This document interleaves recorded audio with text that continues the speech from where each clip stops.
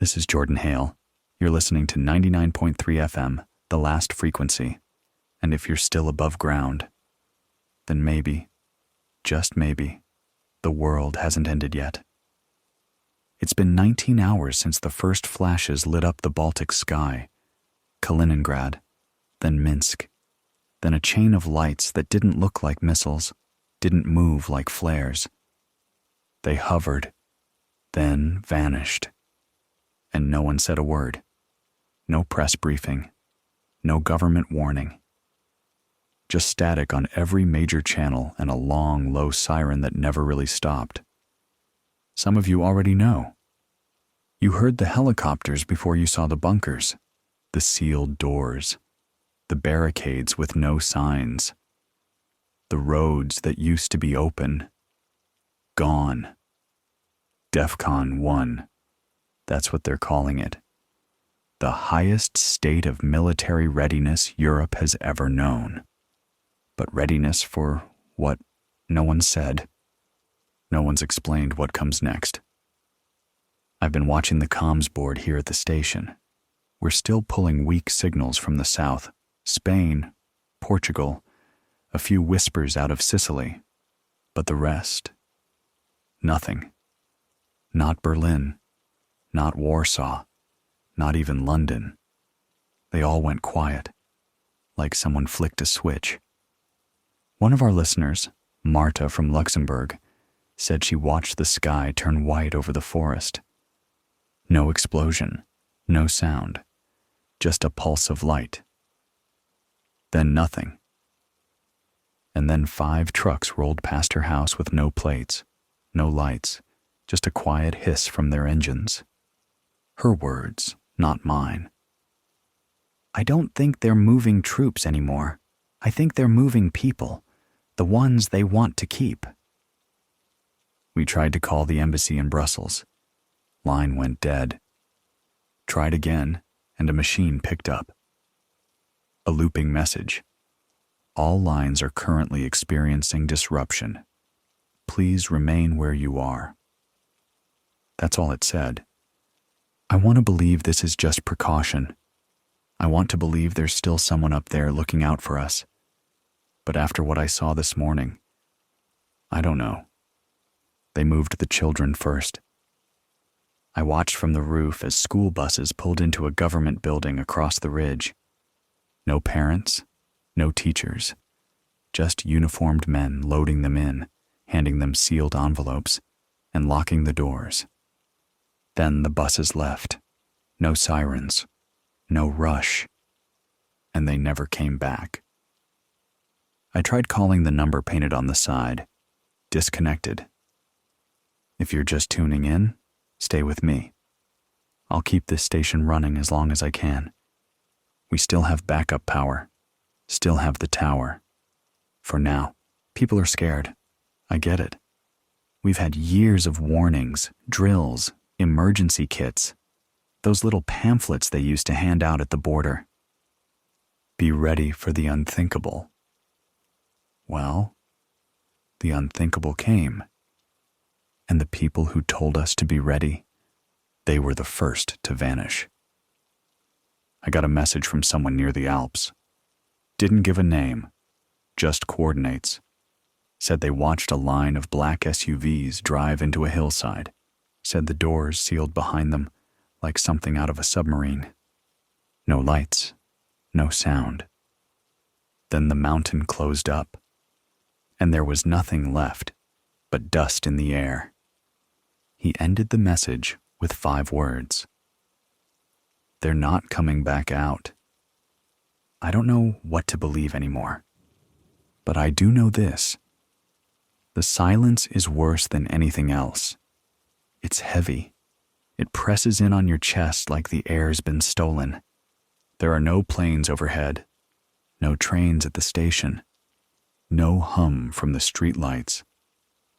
Just the sound of wind and this low, constant feeling in your gut. That something already happened, and we just haven't caught up to it yet. A listener from Oslo said the last thing they heard before the power cut out was a series of encrypted tones from the state radio. They counted them, 7 long beeps, 3 short. They didn't know what it meant. But right after, the whole city went dark. Someone else from a village near the Czech border said they heard movement in the woods. No voices, just footsteps. Slow, heavy, careful. When they shone a light, nothing was there. But they could still hear the breathing. They haven't slept in 2 nights. They're afraid to. You're not the only one waiting. You're not the only one listening. Somewhere out there, others are doing the same thing we're doing now. Sitting in the dark, holding on to whatever signals still left. Hoping someone answers back. Earlier this evening, I received a faint broadcast out of the Ardennes. It was clipped, someone using an old field radio. They said, and I quote, "Command has gone below. All upper levels abandoned. Orders unclear. We are staying. We have to." Then it cut. Whoever you were, I heard you, and I'll keep listening. I don't know how much longer this station will hold. But while I'm here, I'll keep telling you what I know. Even if it's only silence, I'll describe that too. Because silence has weight, and sometimes it's all that's left behind. This is Jordan Hale. You're not alone. Stay near your radios. Stay inside. And if you hear the sirens again, do not wait. Seal the doors, turn off the lights, and breathe as quietly as you can. I'll be back, or I'll try. This is Jordan Hale. It's past midnight now, or at least that's what the old clock on the wall says. Time doesn't mean much anymore, not when the cities have gone quiet and the sky won't give you any answers. It's cold in here tonight, not from the weather, just the way the air feels when everything is waiting. I've been watching the horizon. There's nothing out there, no headlights, no birds, no planes. And it's strange. Not even the dogs are barking anymore. There's something in that, isn't there? Even the animals know. I got a message an hour ago, handwritten, slid under the door of the station. No signature. Just said, they're building firewalls, not for data, for people. We're being sectioned off, not by region, by value. I don't know what to make of that, but it hasn't left my mind since I read it. We're hearing more about the bunkers now. Some by name. Raven Rock, deep under the Bavarian hills. Corsham, somewhere under Wiltshire. The Citadel, buried beneath Paris like a secret backbone to a city that stopped breathing. I don't know who's in them, but I know who's not. All of us. Someone called in from the outskirts of Marseille, said she watched 6 black choppers land in the old quarry north of the port. She tried to get close, got stopped by soldiers who didn't wear patches, didn't carry flags. When she asked who they were, they didn't answer. They just told her to go home. That word doesn't mean much anymore. Home. Is it still a place when everything around it has changed? When the people who built it disappear without saying goodbye? We've got one working scanner here. It's picking up shortwave pings from somewhere in the Norwegian fjords. The pulses are spaced evenly, 6 seconds apart. That's not random. That's military. We think it's a beacon, or a call, or maybe a test to see who's still alive. I've been reading through some of the older transmissions. One caught my eye. It came from Estonia, before the blackout. A man said he was stationed at an early warning site outside Tartu. He saw missiles move into position from Belarus. Not launched, just moved. And they weren't painted like usual. No numbers, no marks. Just matte black tubes, quiet and waiting. He said the command post received a message after midnight. 5 words. Pull back. Shut it down. Then, nothing. He said the last thing he heard was his commander locking the bunker doors behind him. And then the lights went out. Someone else from Finland sent us a short tape, just static and footsteps mostly. But then a voice breaks through, a woman whispering in Finnish. It's hard to hear, but I got someone to translate. She says, "They've gone below. We stayed too long. The road is closed. The sky's not ours anymore." I don't know what that means, but it's not the first time we've heard something like it. Earlier this evening, a message came through from Krakow. Only part of it survived. A single sentence. They left behind maps, but none of them lead out. I don't know who still believes in escape, but some of you, I know you're still out there trying to get to France, trying to reach the Alps, trying to find someone who'll let you in. But the roads are empty now, and the borders, those went first. I heard from a trucker this morning. He said he drove 18 hours straight from Bucharest before being stopped by a line of concrete barriers in Hungary. There were no guards, just red lights and a sign that said, "Closed for containment." No one ever explained what they were containing.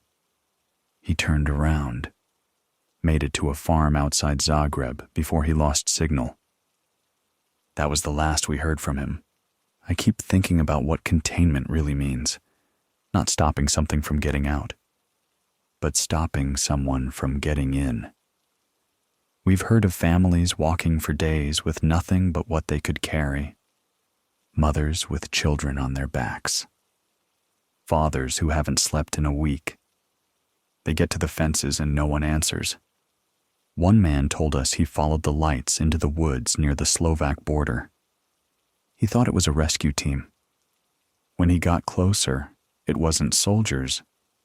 It was a group of men in suits, and not the kind you wear to fight a war. They didn't look back. They just walked into the trees, and the lights went off. It's like people are vanishing sideways. Not dying, not fighting, just fading. A girl from a quiet town in Belgium sent us a note through an old relay station. She said, "Everyone went inside after the sirens, but no one came out again. No noise, no crying, not even the sound of doors opening. It's like the whole town fell asleep at once and forgot to wake up." I believe her, because here in the studio, I haven't heard anything in hours. No traffic, no aircraft, not even the buzz of electricity in the wires overhead. Just my voice and your silence, which is the loudest thing in the world right now. I'll keep reading your messages, keep playing whatever signals I can catch. But I want to tell you something before I go dark for the hour.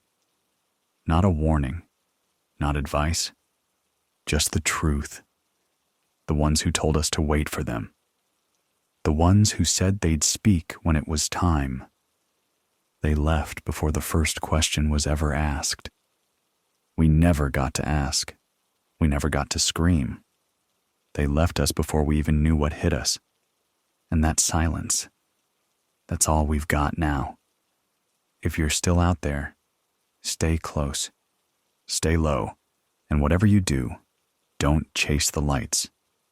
They don't lead where you think. This is Jordan Hale broadcasting from what's left. If you hear this, you're not the only one. This is Jordan Hale, back on air, still breathing, still here. The wind's picked up outside the station. It's been brushing against the windows for the last half hour, like it's trying to speak, but doesn't know the language anymore. No new updates from the networks. Not that we expect any. They've all gone quiet. France, Germany, Denmark, even Ireland. It's not the kind of silence that comes after peace. It's the kind you hear when someone leaves the room and never says why. A listener near Lyon sent a short recording this morning. Barely audible through the static, but I heard it. A voice on a loudspeaker. This is a restricted area. Do not approach. You will not be warned again. Then footsteps. Then the crunch of gravel under what sounded like tank treads. She said the field outside her village was turned into something new overnight. Something she didn't recognize. No lights, no markings. Just fences that weren't there before and machines that never shut off. A friend of hers tried to go closer with a drone. Didn't even make it to the gate before it was shot down. They found the pieces, melted and still warm. A man from Oslo, he didn't leave his name, said he heard a strange broadcast over his car radio. It wasn't in any language he recognized. The words came in short bursts, like breathing. Then a voice said something in French. Not a full sentence, just a few words. They've gone inside, seal the rest. No one's sure what that means. But we've heard it before. There's a growing pattern. These words keep circling back, inside, seal, silence. It's like they knew. Like this wasn't sudden for them. Just scheduled. I read a letter earlier from a nurse in Milan. She said hospitals were emptied within hours. Not just patients, doctors, staff, everyone. Gone. No alarms, no warnings. Just someone quietly turning off the oxygen monitors and locking the doors from the outside. She stayed behind to check the last ward. Found the floor empty. Only thing left was a pair of latex gloves and a clipboard with no names on it. She waited there for 3 days. No one ever came back. She ended her message with something that's been stuck in my throat all night. I think they left us because they thought we wouldn't notice. And maybe they were right. Someone sent in a photograph from a coastal village in Portugal. It showed a line of small boats moored to the dock. No people, no movement, just a heavy trail of boot prints leading from the boats to the town square, where every window had been blacked out with cloth. It looked like the whole place had been swallowed by its own shadows. And the sea looked wrong, too still. Like it was holding something beneath the surface and didn't want to give it back. I don't know what to make of it. I'm just telling you what we see, what you send, what's left when the world stops pretending to be normal. Another message came in just after sunset. This one from a train conductor stuck outside Bratislava. He said they were ordered to stop between stations, wait for clearance that never came. He and his crew stayed with the train for 16 hours. No food, no signal. Just static on every line, and a coded message that repeated every 20 minutes. Hold position. Await instruction. That was 2 days ago. The message stopped last night. And now there's nothing but open track and silence. He ended his message with a note. We're not holding position anymore. We're walking. Wherever the sky still looks honest. I don't know if he'll make it. But I hope he keeps walking. The roads are dead now. No sirens. No convoys. Just the wind and the echo of things that were supposed to protect us. Someone from the outskirts of Munich said they found a box on their doorstep. No label. Inside, iodine tablets, a hand-drawn map, and a note that said, "Go east. Trust no signals after nightfall." They haven't moved yet, but they've packed their bags. That's the state of things now. Half the continent sitting with bags by the door, waiting for a knock that may never come. It's not the fear that gets you. It's the waiting, the not knowing, the sound of a clock that hasn't ticked in hours.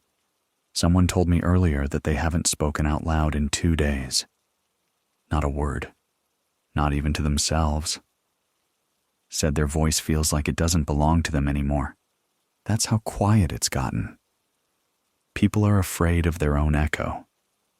And I understand, because I've caught myself whispering, even here, alone in the booth, like something might hear me if I talk too loud. I've been watching the skies too. Still no planes, not even drones. But the stars, they're still there, distant and silent, but still there. And that has to count for something. Before I close this hour, I want to read something. It's from a man who used to work at a weather station in northern Scotland. He wrote it on the back of a shipping manifest and handed it off to a delivery driver headed south. It says, "The sky has gone gray for 3 days now. Not clouded, just flat, like paper. We lost contact with HQ. No data, no radar, just wind and birds going the wrong direction. If you get this, know that I tried. I logged everything. But I don't think this is weather anymore.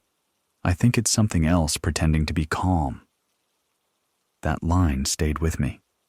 Something else pretending to be calm. That's what this feels like. Like the world isn't quiet because it's safe. It's quiet because something is pretending. Keep listening. I'll be here, as long as the wires hold, as long as I can speak, and as long as you're still listening. This is Jordan Hale, station 99.3 FM, the last frequency. I'll be back when the wind changes. Until then, don't trust the silence. This is Jordan Hale, still with you, still holding on to this old board of switches, wires, and static like it's the only thread left between the world above and whatever's fallen underneath. If you're hearing me now, I want you to stop for a second. Take a breath. Not because things are better, but because you're still breathing. And that matters more than anything they left behind. It's nearly morning here, though you'd never guess it. The sky hasn't changed since yesterday. Same pale gray stretching from the mountains to the edge of the sea, like a sheet pulled over the continent. No color, no movement. Just stillness, the kind that doesn't feel like rest. The kind that feels like waiting for something you were never meant to see. More signals are fading. We lost contact with northern Poland sometime around 2 a.m. No goodbye, just a final flicker of static, and then nothing. I kept the channel open for another hour, hoping someone would try again. No one did. It's been happening that way a lot lately. Frequencies that used to hum with chatter, even rumors, now silent, gone like the people who once filled them. We got a message out of Switzerland last night, encrypted, but not military. A tech from an old observatory up in the Jura sent it through a relay station. He said something strange has been happening with the satellites, not just the weather ones, all of them. He wrote, "They're moving, not deorbiting, not shutting down, moving, not randomly either, like they've been reassigned, the skies being rearranged." I asked around. No one could explain it, but a second message came in just after. This one from a woman near Toulouse. She said she saw something fall out of orbit, a streak of light that wasn't a meteor. It curved, then vanished. She waited all night, hoping someone would come looking for it. No one did. She ended her message with 5 words. Maybe they're not watching us. I think about that a lot now. All the eyes in the sky, the drones, the satellites, The surveillance that used to follow us everywhere. Gone. It's not that we were left behind. It's that whoever was watching stopped caring. People have started leaving notes around town, on doors, on windows, some written in chalk on the pavement. Most of them say one thing: where did everyone go? And it's not just about the leaders, the governments, the men in suits who vanished into bunkers with names we were never meant to know. It's about the neighbors, the voices you used to hear through the walls, the lights in windows at midnight, the cars that used to pass by just late enough to feel like life was still happening somewhere. All gone. Not with panic, but with precision. Like someone planned it to look like we fell asleep instead of fell apart. A listener from northern Romania wrote in this morning. She's been walking since last week. Said she passed through 6 villages and didn't see a single soul, but the power was still on. The clocks still ticked. The lights still flickered from time to time. She found warm food on a stove in one house, but no sign of who cooked it. She stayed the night, left at dawn. She ended her note with this: I don't think they left. I think they're hiding in their own homes. And I don't know what they're waiting for. Neither do I.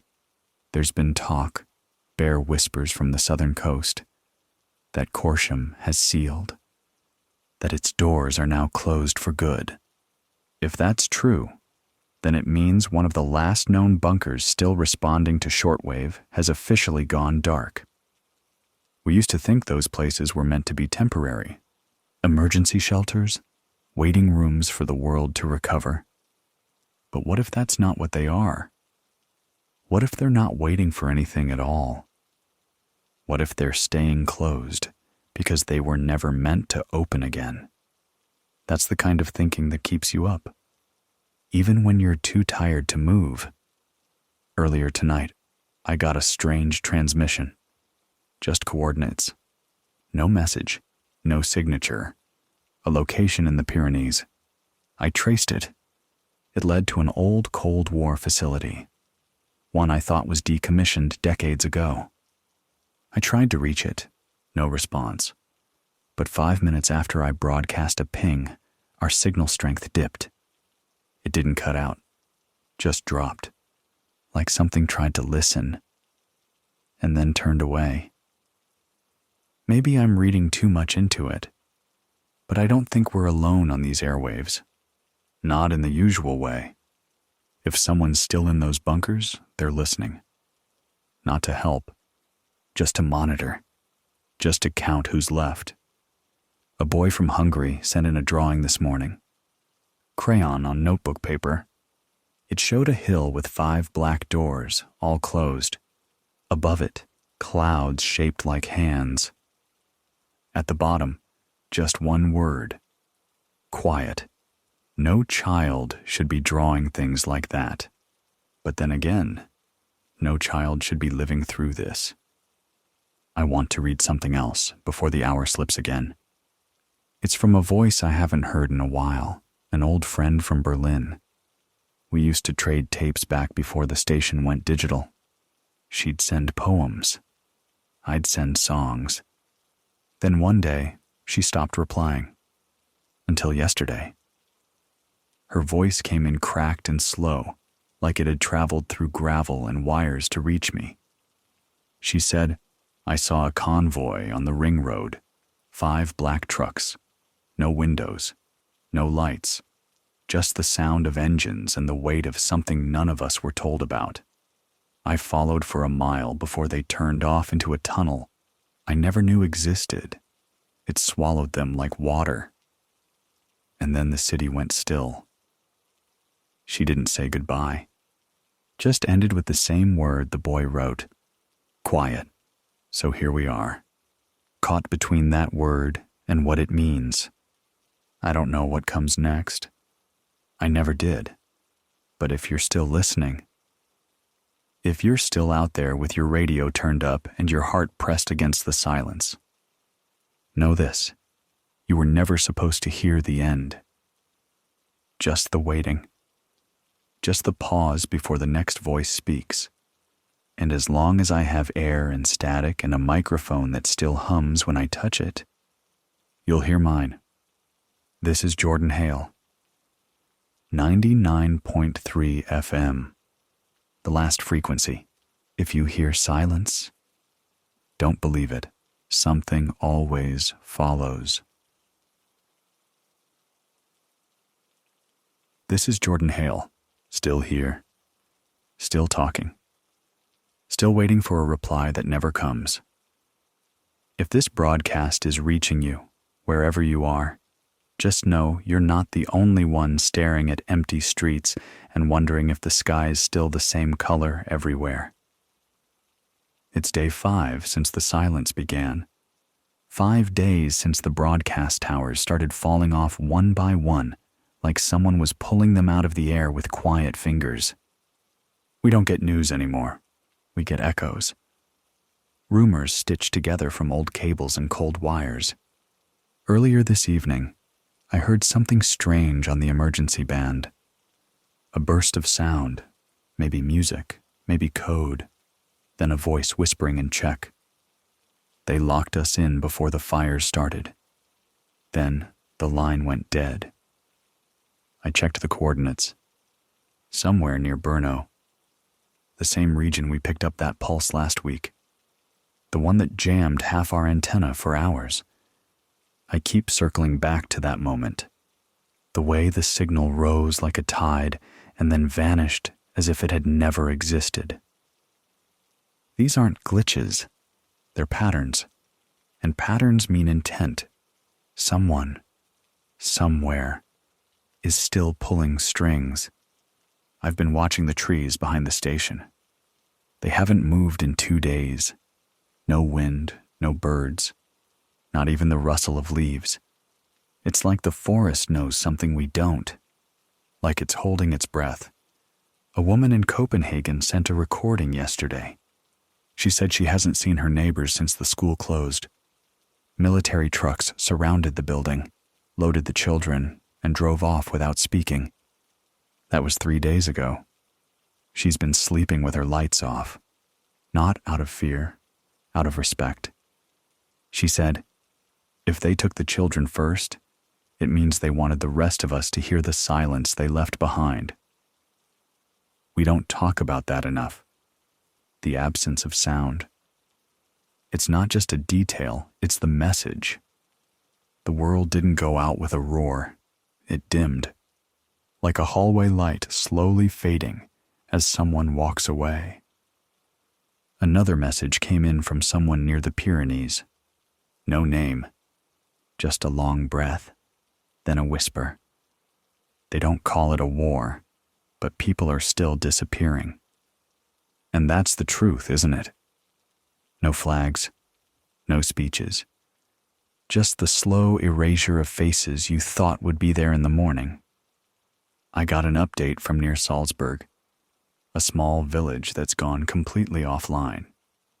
Every house still has food in the cupboard, laundry still hanging from the lines, but not a single person left. Someone found a list taped to the door of the town hall. Just names, no dates, no message. At the bottom, one word, below. I don't know what they meant, and maybe I don't want to. There's something about this whole thing that feels less like a collapse and more like a plan with no beginning and no end. They didn't lose control. They handed it off. To the silence, to the static, to us. I've been getting weaker transmissions from southern Italy, whispers through the mountains, bouncing off the old military stations. One came in late last night, faint and fast. A voice said, they activated fallback shelter M16. Family units only. No room for staff. It repeated once, then cut out. That's the part that keeps sticking with me. No room for staff. Even the people who built these bunkers were never meant to survive inside them. And what does that tell us? That they didn't plan for everyone. They planned for some. The rest of us, we're the static, the leftovers, the ones they figured would fade out before the second act began. But we haven't faded. Not yet. Someone sent me a story from the outskirts of Berlin. An old man who climbs to the roof every night and waves a white sheet into the darkness. No one waves back, but he still climbs, still waits, because someone once told him that as long as you signal, someone might answer. That man doesn't have a name in the broadcast, just a heartbeat, and that's all that matters now. A girl near Ghent scrawled something in chalk across the bridge where she sleeps. It says, if they can vanish without a sound, then we can live without permission. She's not wrong. We don't need permission to survive. We never did. But survival's not the same as living. Not when everything's dim and the world feels hollow. I walk through the halls of this place sometimes just to hear my footsteps. Just to know there's still a sound that belongs to me. Still a noise that hasn't been swallowed. There's a window here in the booth. Used to overlook the coast. Now it just shows fog. Day and night, nothing but fog and the faint outline of trees that might not even be there. I stare out sometimes, hoping I'll see someone wave, or a car pass, or even a fire in the distance. Anything to break the quiet, but it never comes. And yet, I still check, because that's what we do now. We check, we wait. We hold on to the smallest threads, even when they fray. I want to read one last thing before I pause this hour. It's from a woman in Bosnia. She wrote it by candlelight, on the back of a ration box. Her name was Mira. And she said, "The last time I heard a bird sing, I cried. Not because I missed the sound, but because it reminded me that the world used to sing with us. And now it only whispers." That's what this is. A world of whispers. A place filled with the echo of what came before and the ache of what never arrived. If you're still out there, hold fast. Not for the sake of hope, but because something in the quiet needs to be answered, and we're the only ones left who know how to speak. This is Jordan Hale, 99.3 FM, the last frequency. I'll return when the sky changes color, if it ever does. Until then, don't wait for permission to live. They gave that up when they left. This is Jordan Hale. If you're still tuned to 99.3, then you're one of the few whose signal hasn't faded. Maybe your batteries are still holding. Maybe the wind hasn't knocked down your antenna yet. Or maybe you just needed to hear a voice that isn't whispering goodbye. It's almost sunrise here. I can't see it, but the clock says it should be. All I see is fog. That same blanket of gray that's stretched across the skies for days now. Unmoving, unbreaking, like a curtain that never rose. I opened the back door of the station earlier, just stood there, breathing the cold. And in that silence, I realized something. Even the air feels thinner now, like something's been pulled out of it. Not oxygen. Hope.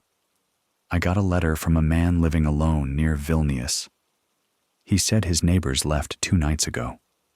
Left their doors unlocked, their lights on. Even their dog was left behind, tied to a fence. He untied it, fed it, sat beside it for hours just to hear another heartbeat. He wrote, "I think they were told something I wasn't, or Or maybe they just stopped believing the sky would ever change. That letter didn't have a signature, just an old stamp, postmarked 2 days before the last Lithuanian tower went dark. We've heard no signals from that region since. Another message came in from a young couple hiding out near Lake Geneva. They've been rationing canned beans and rainwater, taking turns sleeping. They said every night, at exactly 2:11 a.m., a single red light appears across the lake, stays there for 5 minutes, then vanishes. They don't know what it is. A flare? A signal? A warning? They're too afraid to go look. I told them they're not alone in seeing things that shouldn't be there. We had a man from northern Wales report a convoy of trucks rolling through a valley.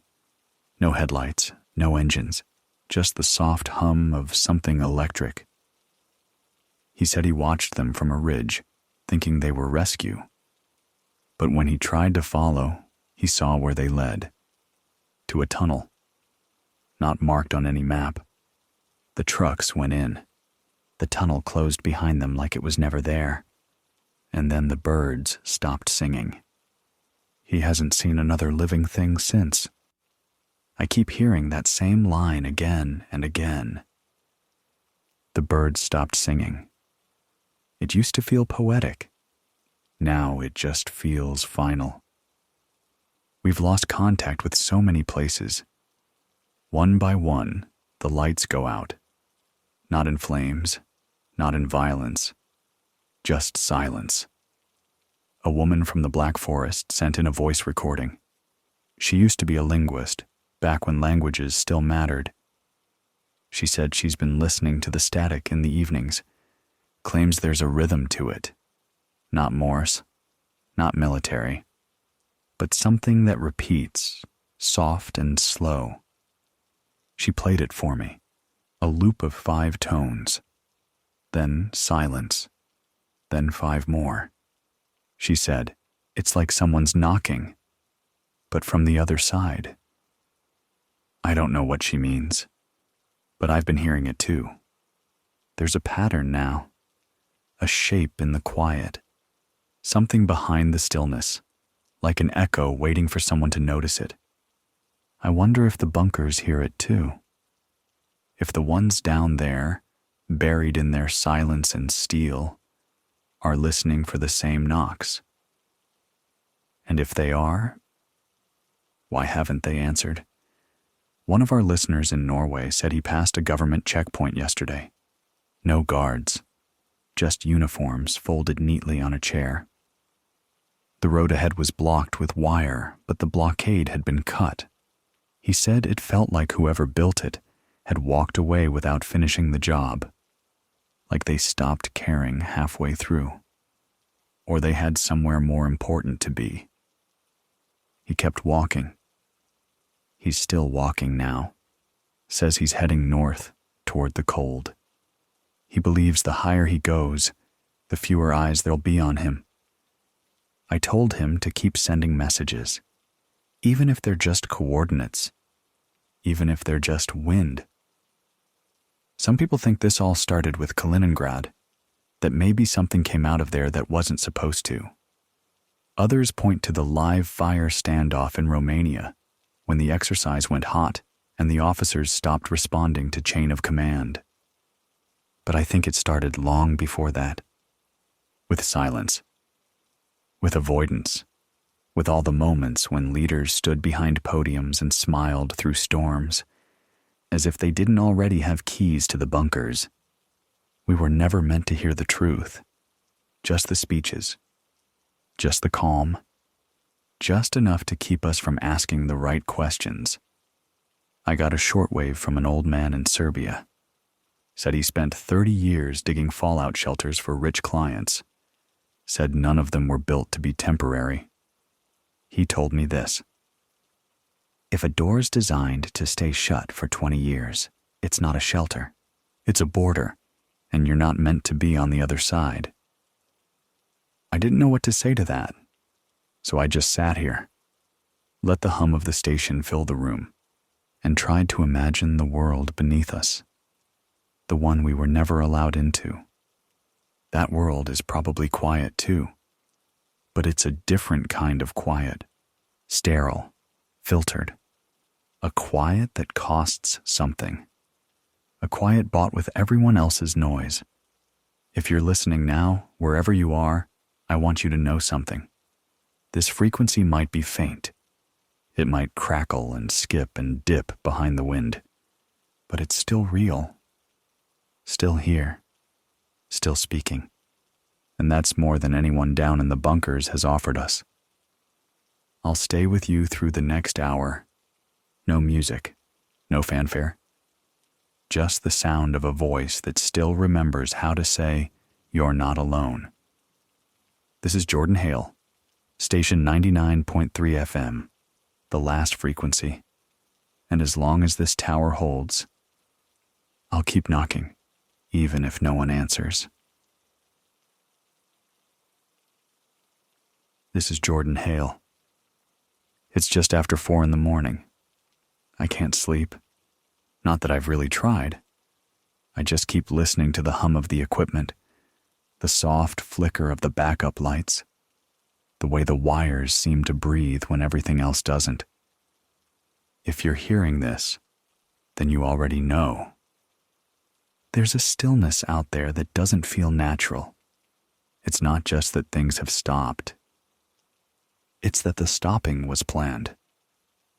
We got a crackling relay from someone near the Dutch-German border. She said the motorways are empty, but the tunnels are sealed. Not collapsed. Sealed. Steel plates welded over the entrances. Signs painted over, like the roads were never meant to go that far. She tried knocking on one of them. Said it felt warm, not hot, just lived in. And then she heard something behind it. Not a voice, not machines, just the sound of air being pulled away. I don't know what's worse. Hearing nothing, or hearing something and knowing it doesn't belong to you. Someone near Strasbourg wrote in, said they walked for 7 hours and found an abandoned convoy, trucks lined up on a forest road. Tires still warm, engines off, no one inside. But every single vehicle had the same thing in the front seat. A photograph, black and white, same man in every one. No name, no date, just that face. He took one of the photos, put it in his jacket. Now he says every time he stops to rest, he dreams of the man turning around. But in the dream, the face is blank, just skin, no eyes, no mouth, just the shape of something that once looked human. He asked me if it meant anything. I didn't have the heart to tell him I've had the same dream. We've started seeing flashes over the eastern sky again. Not lightning, no thunder follows, just pulses. Dull, white, slow. Like someone switching on a light in a room too far to reach. No sound, no signal. Just that brief moment where the world looks lit from behind. I used to think silence was emptiness, but I don't think that anymore. Now I think silence is a wall. And we're on the wrong side of it. A young man from rural Slovakia said he saw something moving through his field at night. Not people, not animals, just outlines, shoulders too square, heads too still. They didn't speak, they didn't run. They just stood there, staring at his house. Then one by one, they turned and walked back into the woods. He hasn't gone outside since. And I don't blame him. Sometimes I sit here and wonder how much of this is real, how much is fear stretched out in our heads until it starts to grow roots. But then I open the emergency channel, and it's empty. And then I check the civil defense line, and it's silent.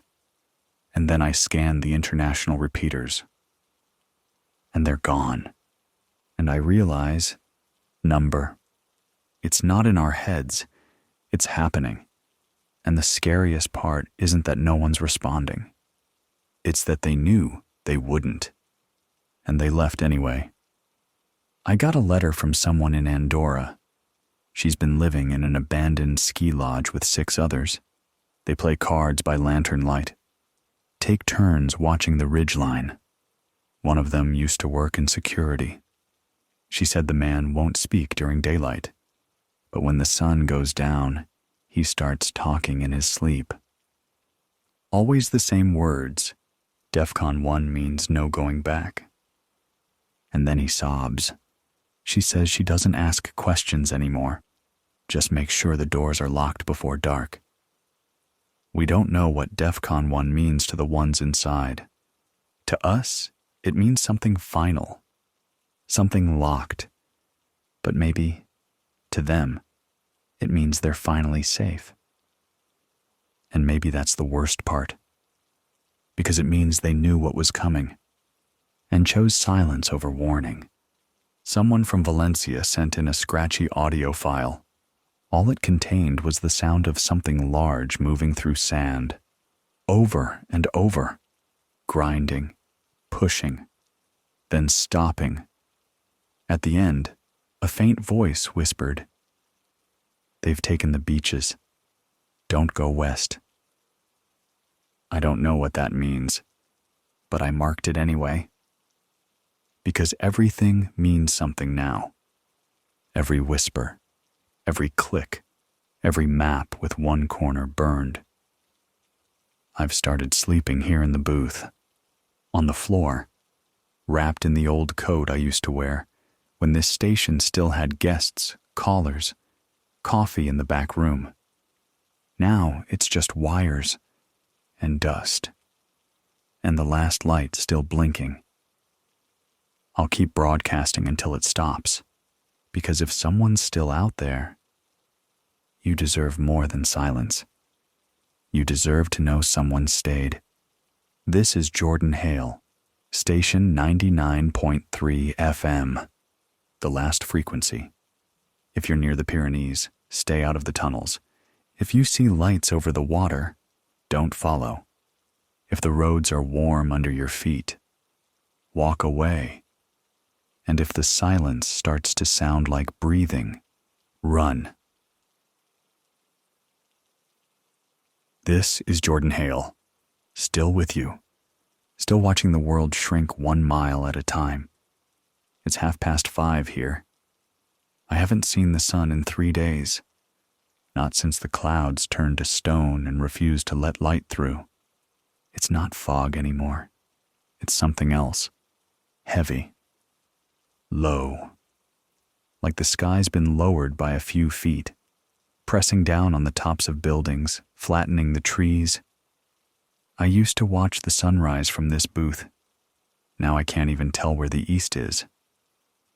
We've lost 3 more repeaters, 1 in Slovenia, 2 in northern Italy. No explosions, no sirens, just silence. They go out the same way every time. First, the background noise thins out. Then the static shifts. Then the pulse dies. It's like the air is folding over itself. Like whatever's happening isn't about breaking things. It's about closing them. I got a signal from someone on the coast of Greece. She said her village emptied overnight. No fighting, no shouting, just people vanishing like dust in wind. She woke up to find every door on her street left open, plates on tables, candles still burning. She thought maybe they all got called somewhere. Then she turned on her radio and found me. She hasn't left the house since. There's a message scratched into the wall beside her door. Not carved, scratched, like someone wrote it with shaking hands. It reads, "The sea speaks. Don't listen." That's not the only time we've heard about the water. More and more people are reporting strange movement near coastlines. shorelines pulled back without tides, buoys spinning without wind, lights appearing offshore, moving in straight lines, then disappearing below the surface. Someone from Marseille wrote, "It's like something underneath is waking up, and everything above is trying not to notice." We don't know what that means, but I believe them, because I've seen the same patterns in the signals, in the quiet, in the way the lights flicker here at the station when the power hum changes. It always dips before a new place goes dark, like a breath taken before the final note. I received a letter this morning from a boy in Bavaria. He's been living in an attic with his sister. Said their parents went to a nearby base and never came back. He writes at night. Says it's the only time he feels safe enough to use a flashlight. He sent me this. There's a sound under the floorboards, not footsteps, not voices, just this slow shifting, like something's crawling through the roots beneath us. He doesn't know what it is, but it only moves when they sleep. He says they've stopped sleeping. He ended the letter with this: "Tell people we're still here, even if they've forgotten us." You haven't been forgotten. None of you have. There's a man in eastern France who still climbs the same hill every day and points a mirror at the sky. He does it because he wants whoever's still watching to know someone on the ground hasn't stopped looking back. And maybe that's all we are now. Mirrors, held up against the silence, reflecting whatever faint light is left. Someone from a mountain town in Austria said they saw a man walking the highway alone. White coat, no shoes, dragging a suitcase. They called out to him. He didn't turn, just kept walking into the fog. They found the suitcase an hour later. It was empty. Inside was a handwritten note that read, "No destination, just movement." That's what so much of this feels like. People moving not to arrive anywhere. But because the silence grows heavier when you stand still. We've started logging patterns in the disappearances. They follow infrastructure, signal towers, substations, transit hubs, places built to move people, places built to speak. The vanishings follow the paths of communication. Not random, tidy, like someone's erasing the ability to speak first, before they erase the speaker. I don't say that to scare you. I say it because we still have this tiny corner of radio space, this breath between the static, and if you're hearing this, you're proof that someone didn't finish the job. You're still here, still listening, still capable of remembering what came before the silence. Don't let that go, even if your power fails, even if your lights dim, even if the roads outside your home vanish into the mist. Keep your voice, even if you only whisper it into a pillow. Even if it's just your name, say it. Because if we forget who we are, the silence doesn't have to take anything else. I'll be back at the top of the hour. If the wires hold, if the wind doesn't cut through the lines, if the world hasn't slipped a little further into the fog. Until then, don't follow the water, don't stand on train platforms after dark, and don't stop saying your name. This is Jordan Hale, station 99.3 FM, the last frequency, still breathing, still here. This is Jordan Hale, broadcasting from a station no one remembers the name of anymore. Only the number matters now. 99.3 FM. It's not music, it's not headlines, it's just a voice. Mine. Yours, if you're still echoing somewhere out there. It's nearly dawn. I haven't seen another living person in almost 4 days. But I know you're out there. Not because I can hear you, but because the static hasn't won yet. And as long as the static doesn't win, something human is still holding on. A weak transmission came in from Romania. Too broken to trace, too faint to fully understand. But the voice said, "They're measuring who listens, not who speaks." That line rattled around my head for hours. What does it mean to be measured by your listening? By your silence? And what happens when the quiet is the only thing left answering? We got a note, handwritten on recycled newspaper, from someone in the northern Netherlands. He used to be a train engineer. Now he sleeps under the rails in a maintenance shed with 2 others. He said they watched a train go by 2 nights ago. Lights on. Cab empty. No passengers. Just carriage after carriage moving at full speed with no sound. The rails didn't even shake. They don't know where it came from. They don't know where it was going. He said it felt like watching a ghost remember its route. There's something wrong with movement now. It doesn't carry people anymore. It carries memory, or warning, or maybe just repetition. Something to make us think we're still part of a world that stopped spinning a week ago. A woman from the outskirts of Prague said she climbed to her rooftop after the blackout. She counted 37 lights across the valley. Same lights, same intervals, all blinking in unison. Then, one by one, they turned off. Not at random, perfectly timed, and when the last one died, her generator failed. She hasn't gotten it back on since. No one else in her neighborhood has either. She's been using candles, but she doesn't light them near windows. Says something stands out there at night. Not close, just far enough to see and be seen. She left the window open once, woke to the sound of breathing. Not hers, not close, just present. Like the house was remembering something it never learned. I don't know what to do with that kind of story. But I can't throw it away, because it's real to her, and that makes it real enough for me. Another report came from outside Warsaw. A family holed up in a farmhouse said the sky changed color around midnight. They watched it turn from gray to pale green. No clouds, no moon. Just that sickly hue, washing everything below in a soft mint light. They said it made the trees bend. Not from wind. Just pressure.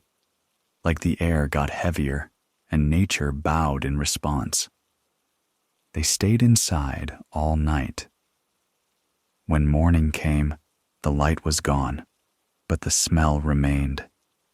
Like ozone and burned cloth. They don't leave the house now. They take turns watching the windows. They didn't ask for help. They just asked if anyone else saw it too. And yes, someone in Slovenia described the same light. Same hour, same color. We marked it on the map. 2 separate points, same phenomenon, same silence after.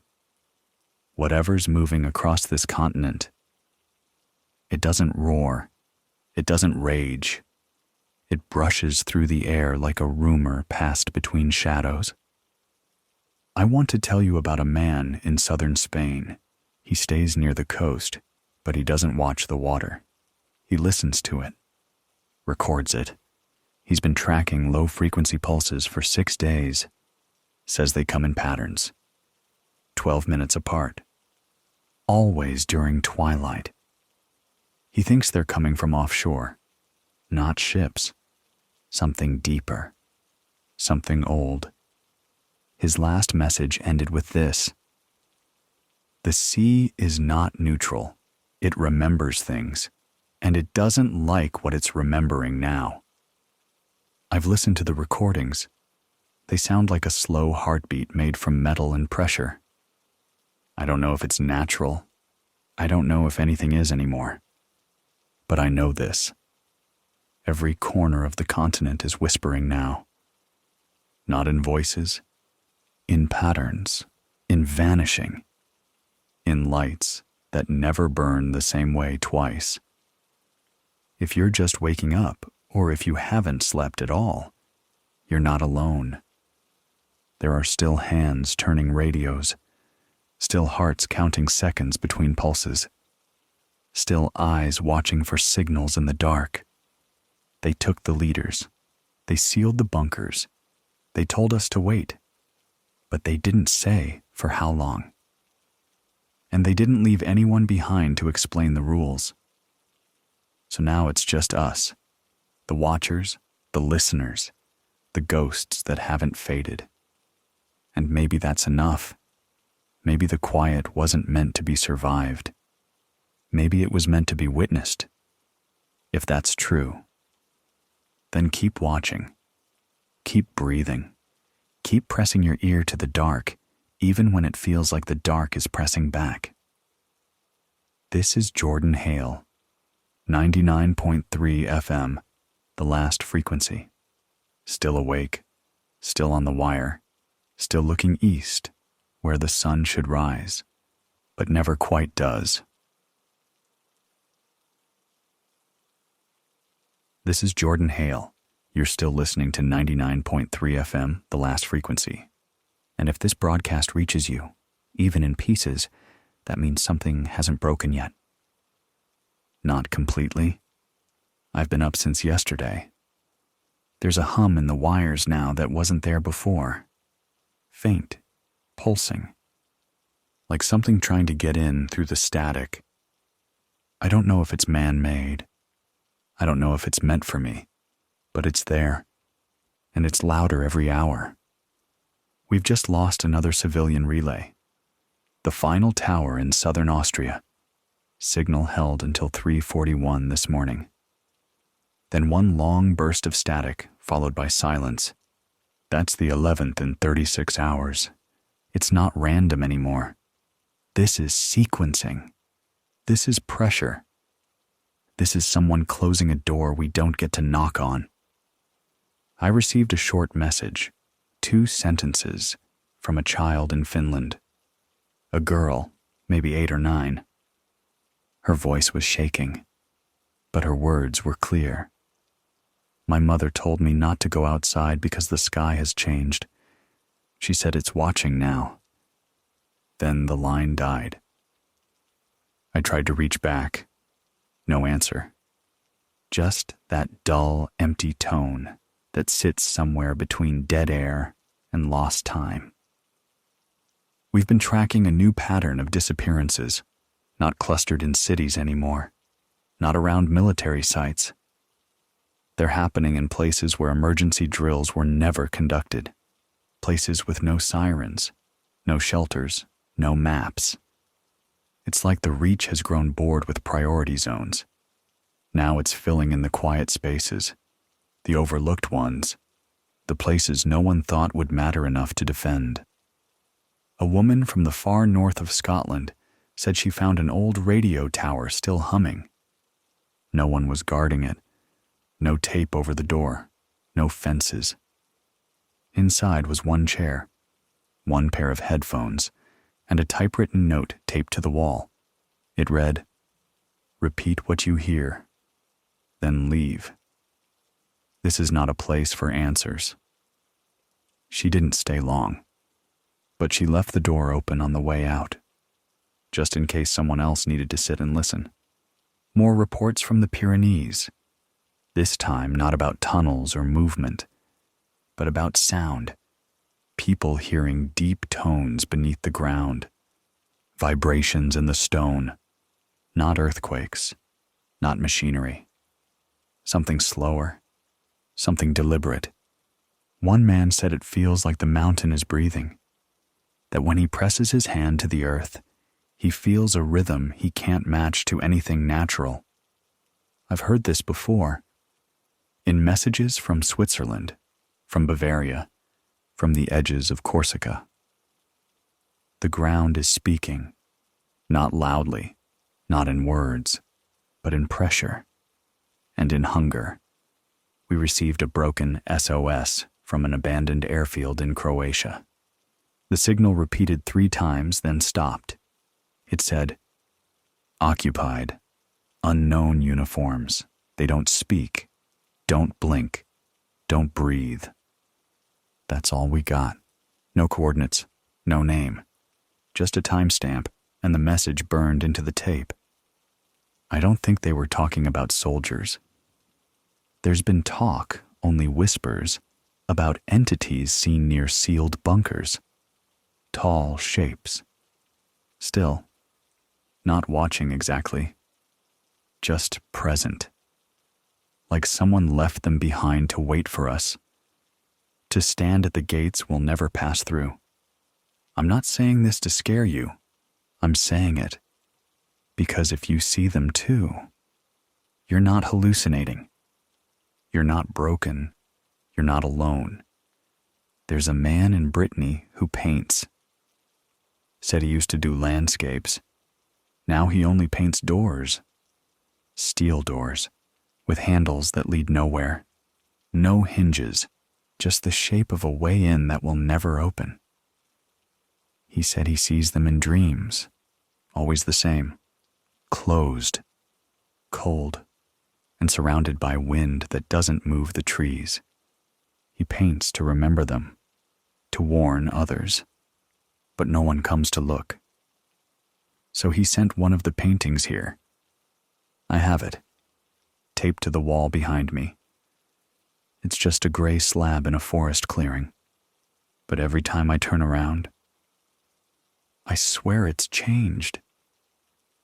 Just slightly, like it's leaning, like it's waiting for something. Maybe everything is. Waiting. I got a call, barely holding a signal, from someone in the far reaches of Iceland. She said she hasn't spoken aloud in 5 days, that the wind up there is too sharp, that it cuts through words. So now she only writes, notes to herself, to her dog, to the mountains. She told me this: the silence here isn't empty. It's full. It has mass. When I breathe, it pushes back. I didn't know what to say, so I listened, and after a while, she hung up. But before she did, she whispered something, not into the mic. To herself, she said, "I think the world ended while we were all waiting in line." I don't know her name, but I hope she's still writing, because we need the record, even if there's no one left to read it, even if we vanish too. If you're still hearing this, if your radio still crackles when I speak, then please know the world has not ended. Not completely, as long as we can describe the silence, as long as we can name the things that don't make sense, as long as someone replies, even if it's just a blink of light across the valley. Then it's not over. This is Jordan Hale, station 99.3 FM, the last frequency. If you feel like running, don't go toward the lights. If the sky turns green, stay indoors. And if someone knocks and they're too still to cast a shadow, don't answer. You're listening to The Last Frequency. I'm Jordan Hale. And if you can hear me, then you haven't been sealed in yet. You're still above ground, still free in the way that matters, even if there's no one left to confirm it. The time is just past 3 a.m., or maybe it's later. Hard to tell anymore. The clocks in the booth keep resetting. Every few hours, they all blink the same thing, 00000, like the day never started. Maybe it didn't. We got a shortwave intercept an hour ago. Garbled, faint. But one phrase came through clean. Vatican gone dark. Cathedral roof sealed. No outgoing transmissions. That came from someone deep inside Italy. Or maybe just outside the reach of what Italy used to be. It lines up with another report, this one from a long-haul trucker in southern France. He said he drove past an armored convoy at dusk, unmarked vehicles, not military. Something older. Said it felt like watching history move forward under a tarp. He said they weren't carrying weapons. They were carrying statues. Caged, strapped down, covered in mesh, statues, and rows of long crates that rattled with the movement of glass. He turned off the highway soon after. Hasn't gotten back on since. A man from Zurich wrote in. Says he was walking past the Federal Records building when he saw people burning paper in barrels out back. Stacks and stacks of documents.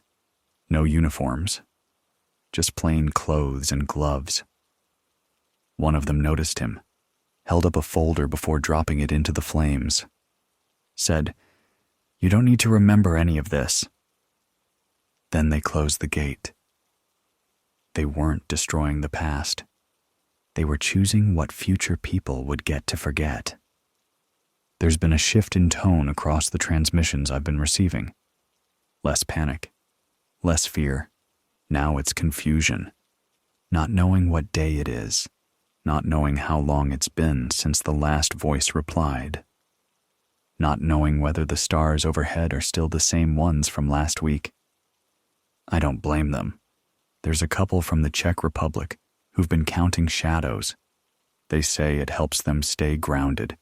They built a sundial in their courtyard. But it stopped working. The shadow doesn't move anymore. Even when the sun breaks through the haze, the dial doesn't shift. They wrote to me. We thought maybe time stopped. But it's just us. We're stuck, not the world.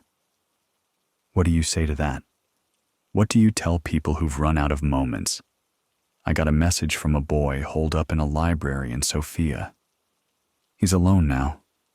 Said he stayed behind when the city emptied out because the books made him feel like he wasn't the last one. He sleeps behind the reference desk, eats canned beans from the emergency pantry, reads until the sun fades, then listens to this station with a blanket over his head. He ended his message like this. If we vanish, I hope someone finds the stories, even if they forget the names. I hope someone does too. Because forgetting names is how this started. It's how we lost the map, how the cities started to blur, how the silence got its shape. A woman from Denmark said she's been marking time with bird calls, says fewer and fewer of them sing now. Not because they're gone, but because something in the air isn't safe to echo through. She said the last time she heard a full bird song, it was interrupted by a sharp pulse.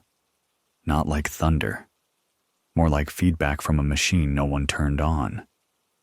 Then silence. She hasn't heard a bird since, but she still whistles.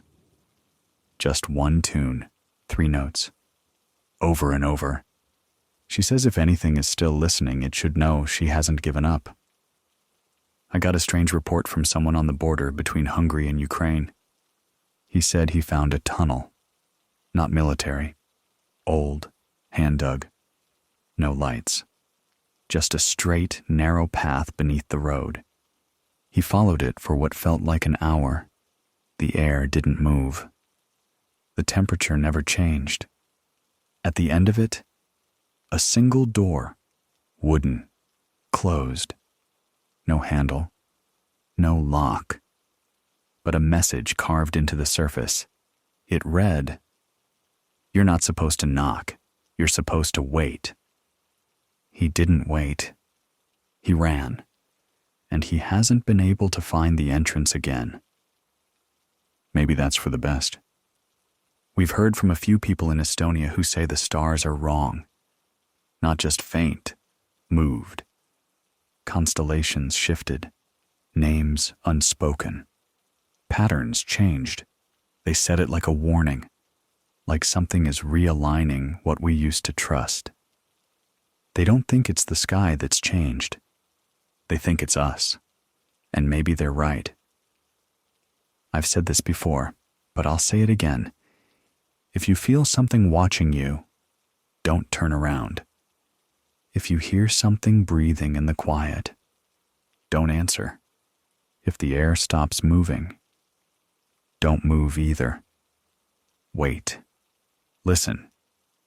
Let the silence tell you what not to do. Because that's what's left now. The quiet isn't passive anymore. It has its own rules, its own rhythm. And the only way to stay above ground is to learn how to live inside it. This is Jordan Hale, 99.3 FM, the last frequency. If you can still see your reflection, you're not lost yet. If the ground still gives under your feet, you're not sealed in. And if your voice still echoes in your own head, then someone, somewhere, is still listening, even if it's just me. You're listening to 99.3 FM, the last frequency. The only thing that still talks back when the rest of the world has gone quiet. This is Jordan Hale. If your signal's still clear, you've made it through another night. If it's cracked and whispering between words, you're not alone. That's how most of them sound now. Like ghosts talking through wires that were never meant to carry grief. I haven't heard from Warsaw in 2 days. The last message came at 2:07. Just 4 words. Rail. Blocked. No response. And then static. I don't know who sent it. Could have been military. Could have been someone like me, just trying to tell the truth before the lights flickered out. Someone from a village outside Lisbon told me their neighbor's house collapsed without a sound. No storm, no shaking, just a sudden hole where the front wall used to be. And inside it, no floor, no furniture, just dust and what looked like ash. They didn't call for help. There was no one left to answer. They just watched as the sky changed color above it. Pale blue, almost white, like something soft trying to burn. We got a handwritten message scanned in and sent through a relay in Croatia. The writer said they saw children being led through a field by men in coats. But the men weren't speaking, weren't signaling. They just walked, and the children followed without making a sound. The letter ended with this. I'm not sure what scared me more, that the men didn't speak, or that the children didn't ask where they were going. We're hearing that more and more. The silence isn't just outside, it's inside people now. Settling in like smoke in the lungs. Heavy, quiet, suffocating. Someone tried to send me music last night. A violin recording, maybe. Hard to tell. It was warped, like the air it passed through didn't want it to survive. But in one small part, clear as anything, I heard a note bend upward. Just 1 second of beauty, and then gone. That's all we get now. Not hours or minutes of peace. Just seconds, slivers. There's a pattern of movement near the Black Sea. Not military, not refugees. People walking in lines toward the coast. No boats waiting, no sign of escape. Just walking. Like they know something's coming from the water, and they want to meet it halfway. A man from Varna said he stood near the beach at midnight and saw a shape in the distance, too far to make out. But it was tall, and it didn't move with the wind. It just stood, watching. He waited an hour, never saw it leave, just turned away and walked home. He said he felt guilty for leaving first, like he was breaking some kind of agreement he didn't know he'd made. There's talk about the Alps again, not of evacuation this time, but of noise. Low vibrations carried through the stone. A family near the base of Mont Blanc wrote in and said their dog hasn't stopped growling for 3 days.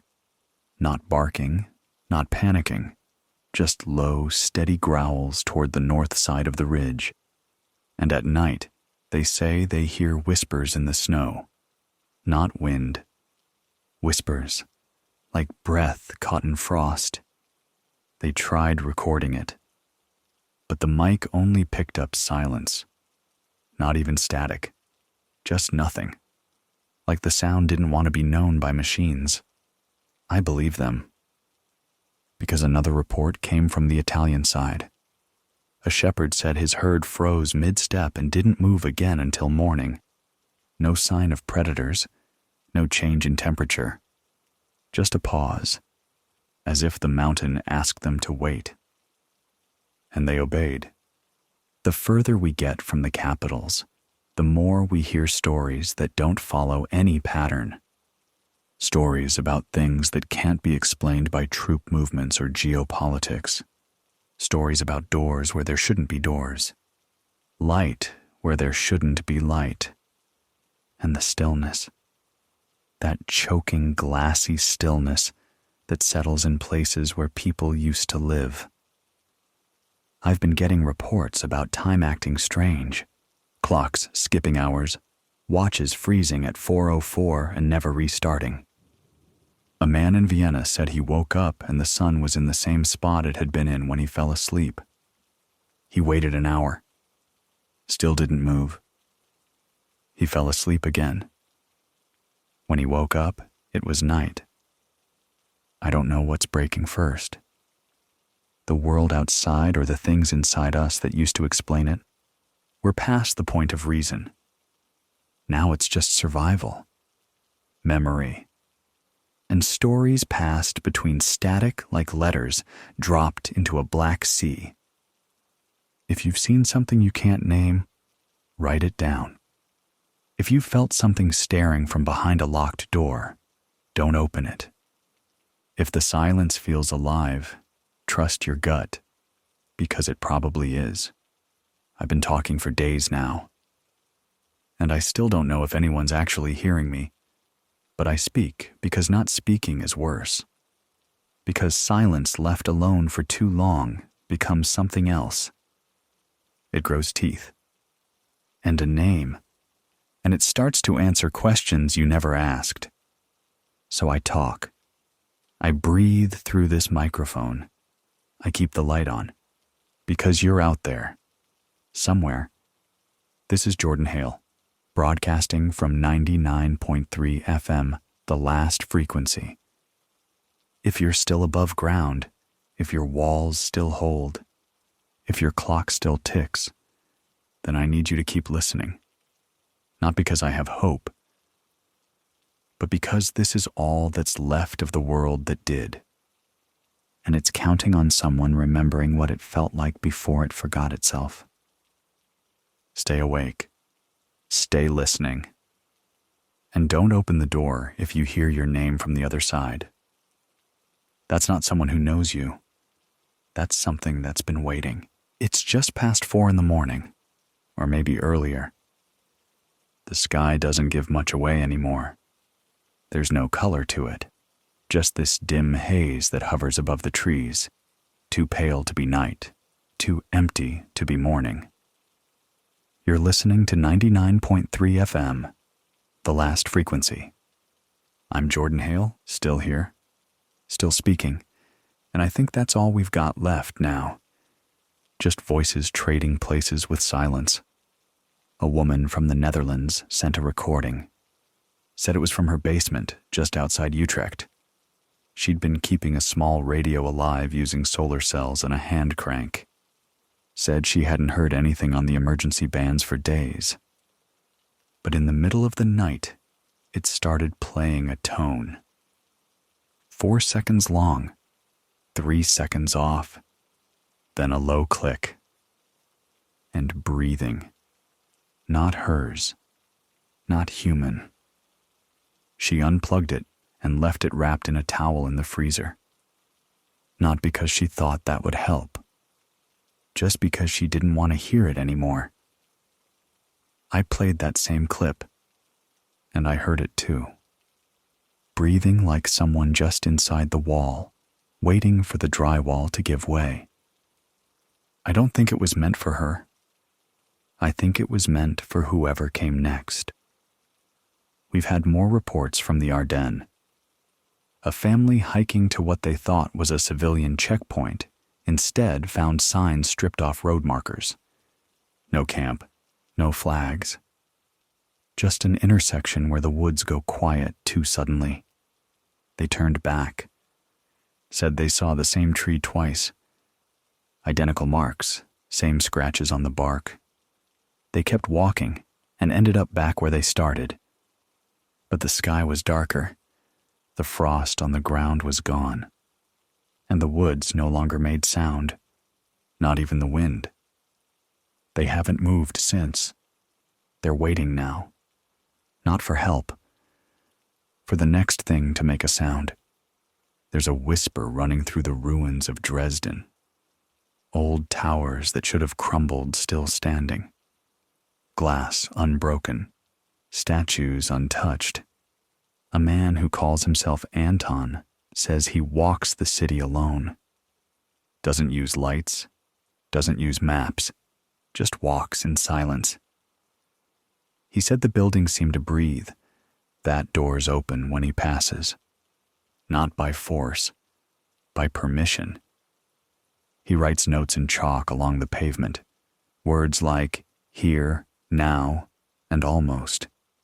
He says it helps him feel less alone. He ended his last note with this. Silence is not the end. Silence is the voice of what follows. I think about that more than I want to, because maybe this isn't waiting. Maybe this is the beginning of something that doesn't need us to name it, something that grows between frequencies and inside locked rooms where voices used to echo. Someone near Bruges sent a package. No return address. Inside were sheets of old newspaper and a Polaroid of a cathedral. In the photo, the sky above it looked split. Not broken. Just pulled. Like someone had grabbed the edge of the sky and stretched it thin, leaving a white scar across the top. No planes. No lights. Just that line.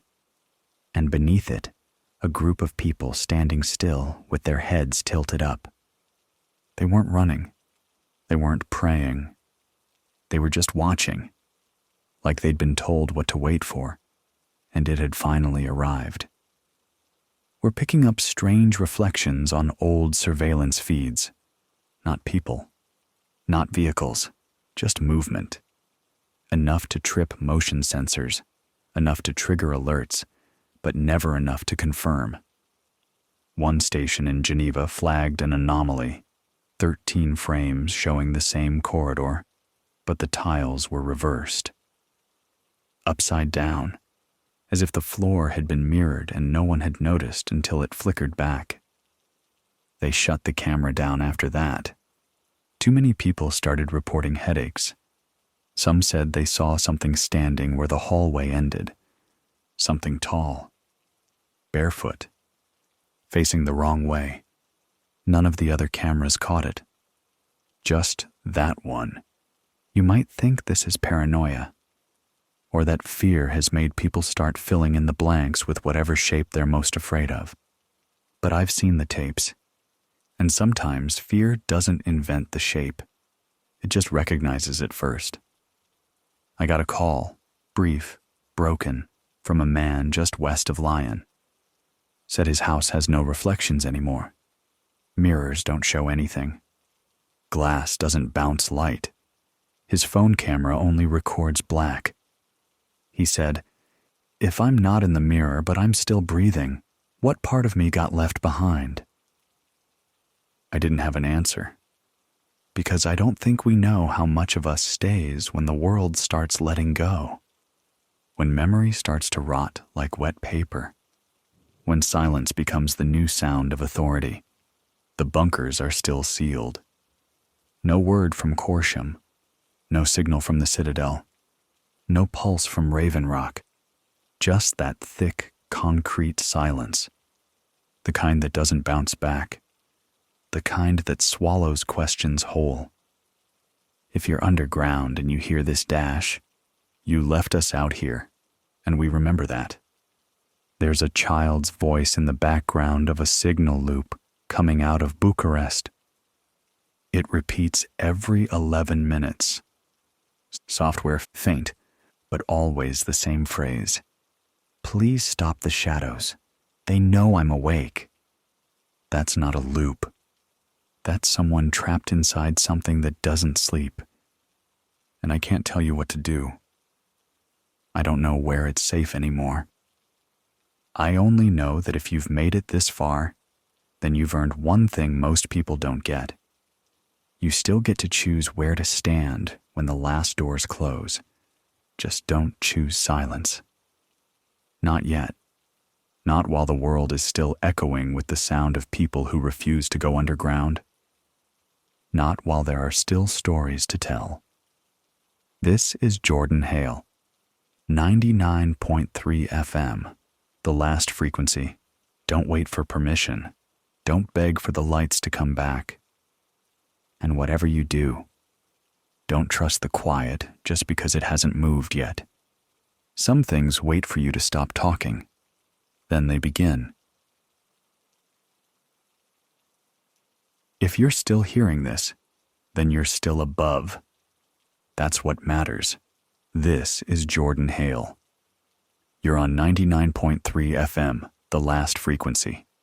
I've stopped counting the days. Too many clocks have failed. Too many calendars covered up by plywood and taped plastic. When every hour feels like a repeat of the last one, you start measuring time in different ways. In the length of a cough, in the hum of a generator that hasn't sputtered yet, in the way your own breath sounds louder than anything outside. I used to think silence was peace, but now it's the loudest thing I know. I got a call routed through a broken tower north of Zagreb. No voice, just the click of Morse tapped through a water pipe. It took a while to decode, but the message was clear. Sky never changed. Sun rose twice. I checked the records. Cloud cover over that region's been thick for nearly a week. No sunlight should have gotten through. But they swore it happened. That the sun rose, set, then rose again without the night ever arriving. I've been thinking about that. About how we've always assumed the sky had rules. That the sun knew where to go.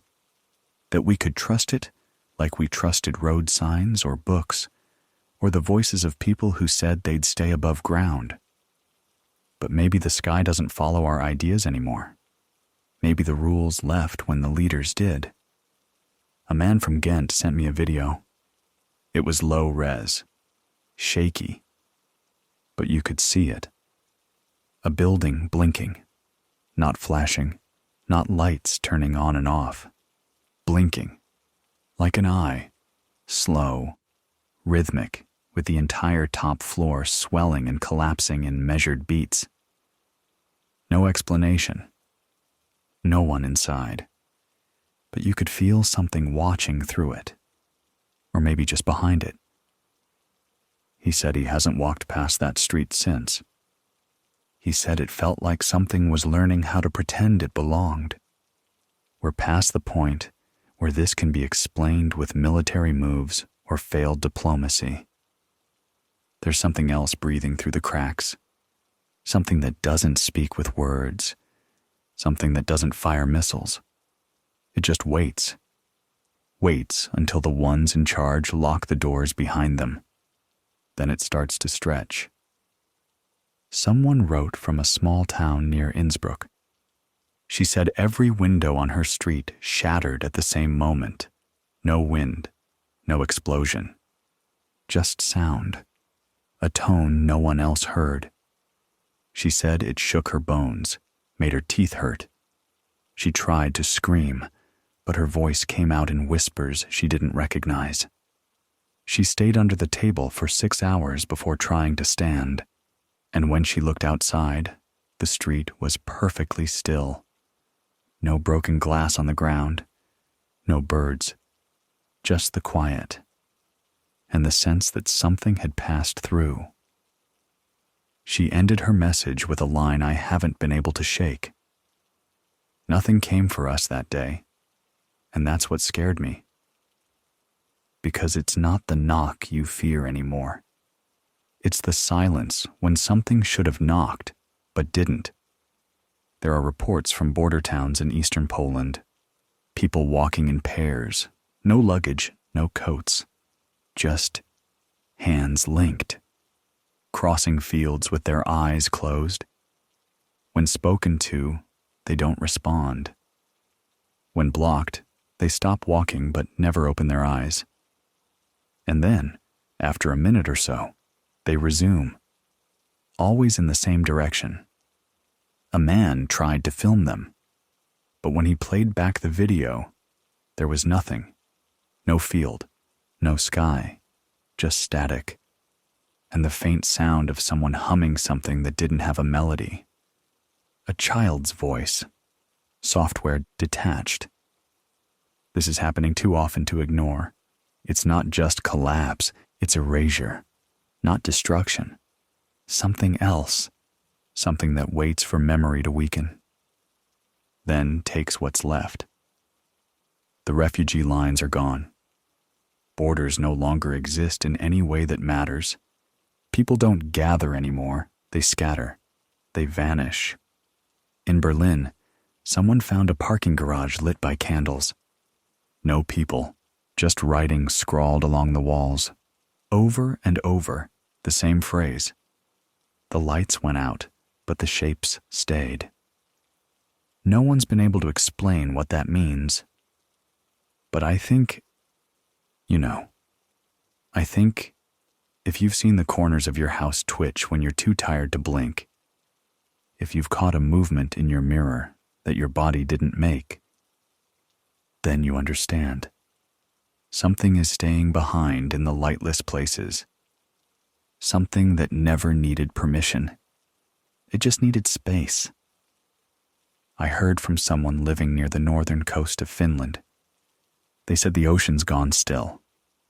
No tide, no sound, no birds above it, just glass, stretching for miles. And beneath it, shadows, not swimming. Just there, resting, waiting. They've stopped going near the water. They say it watches back. The bunkers haven't opened. And I've stopped expecting them to. Every day that passes, their silence becomes more than just political. It becomes an answer. The answer is this: they're not coming back. Not for us. Not for the children in the fields. Not for the quiet cities. They built their silence and moved into it. We're the ones left to figure out how to speak without anyone above ground to hear it. This is 99.3 FM. This is the last frequency. And I'm still Jordan Hale. If you've been waiting for someone to say it, here it is. We've been left behind. And we will not forget. If you're hearing this, don't close your windows yet. Don't silence your dogs. Don't cover the mirrors. Not because it's safer that way, but because it means you still remember what danger feels like. And forgetting is worse than fear. Stay lit Stay loud. Stay awake. Because silence is starting to take shape. And once it does, it won't be silence anymore. It'll be something with hands, and it'll want to touch what's left. This is Jordan Hale. You're tuned in to 99.3 FM, the last frequency. Still transmitting. Still awake. I don't know what time it is. I think the world stopped caring. I used to keep a clock near the mic, one of those old ones that tick loud enough to remind you you're not alone. But now, it just ticks out of rhythm. It skips, like even it's trying to forget how time used to work. The last report we got from Munich said something strange. The sky turned green just after dusk. Not soft, not aurora. Sharp green, like the color of broken glass held up to a lamp. People stayed inside. Birds flew in circles until they dropped. Then it all went still. The person who sent it. He called once more before the signal died. Said the green faded after a few hours, but everything left behind felt wrong. His words, not mine. He said, "The air tastes like metal now, and the buildings feel like they're listening." I tried to reach him again. There's nothing. Just a dead tone, no ring.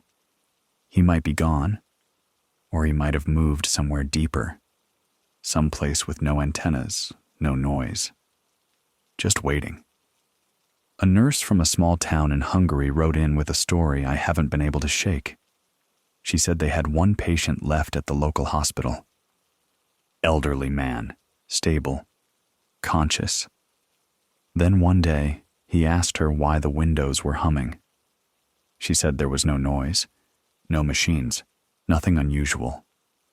He kept asking. And then he said, "They're warning us." But nobody knows how to listen anymore. That night, every light in the hospital flickered once, then stayed off. The next morning, the patient was gone. No signs of struggle, no exit trail, no footsteps, just his clothes neatly folded on the bed, and the words, "I went where the humming ends," scratched into the paint on the wall. That's the kind of thing we're hearing more of lately. People leaving, but not in the usual sense. Not fleeing, not dying, just departing, leaving behind empty space like it means something. Like their absence is the last message they could give. A teacher in Western Ukraine said her entire class stopped speaking, not out of fear, not in protest. They just went silent during a fire drill and never came back to sound. They write notes, they nod, they breathe, but they do not speak. Doctors checked them. No trauma, no physical reason. When asked why, one child wrote, "There's no point if the ground doesn't listen." The adults have stopped asking questions, because the answers, when they come, aren't really answers at all. They're warnings, half whispers and dreams. Strange movements caught in a blink. The Romanian border has been quiet for 3 days. Not in the usual way. Not just silence. Absence. Cameras go black. Sensors don't register anything, not even wind. It's like the land itself forgot to exist in that stretch. A scout sent a drone over the zone. Footage returned blank.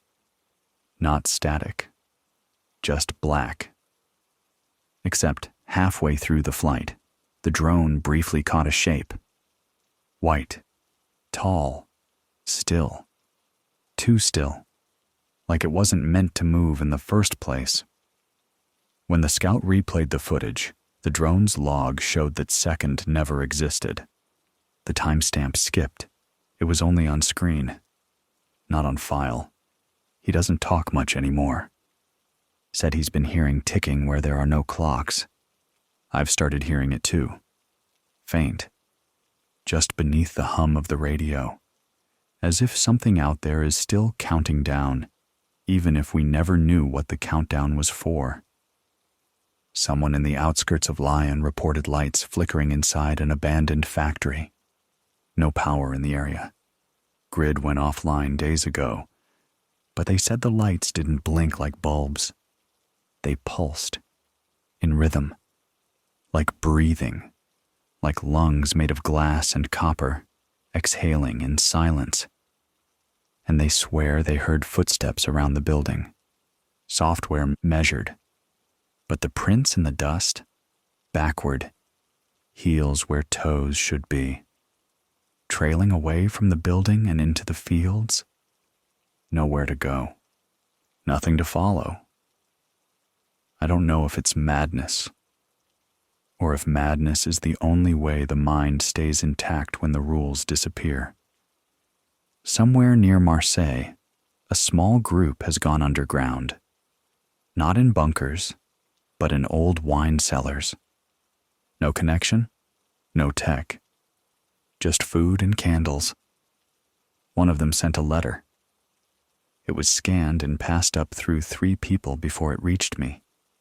She wrote, "We don't pray anymore, not because we stopped believing, but because we think someone else is listening now, and we don't want them to think we're calling."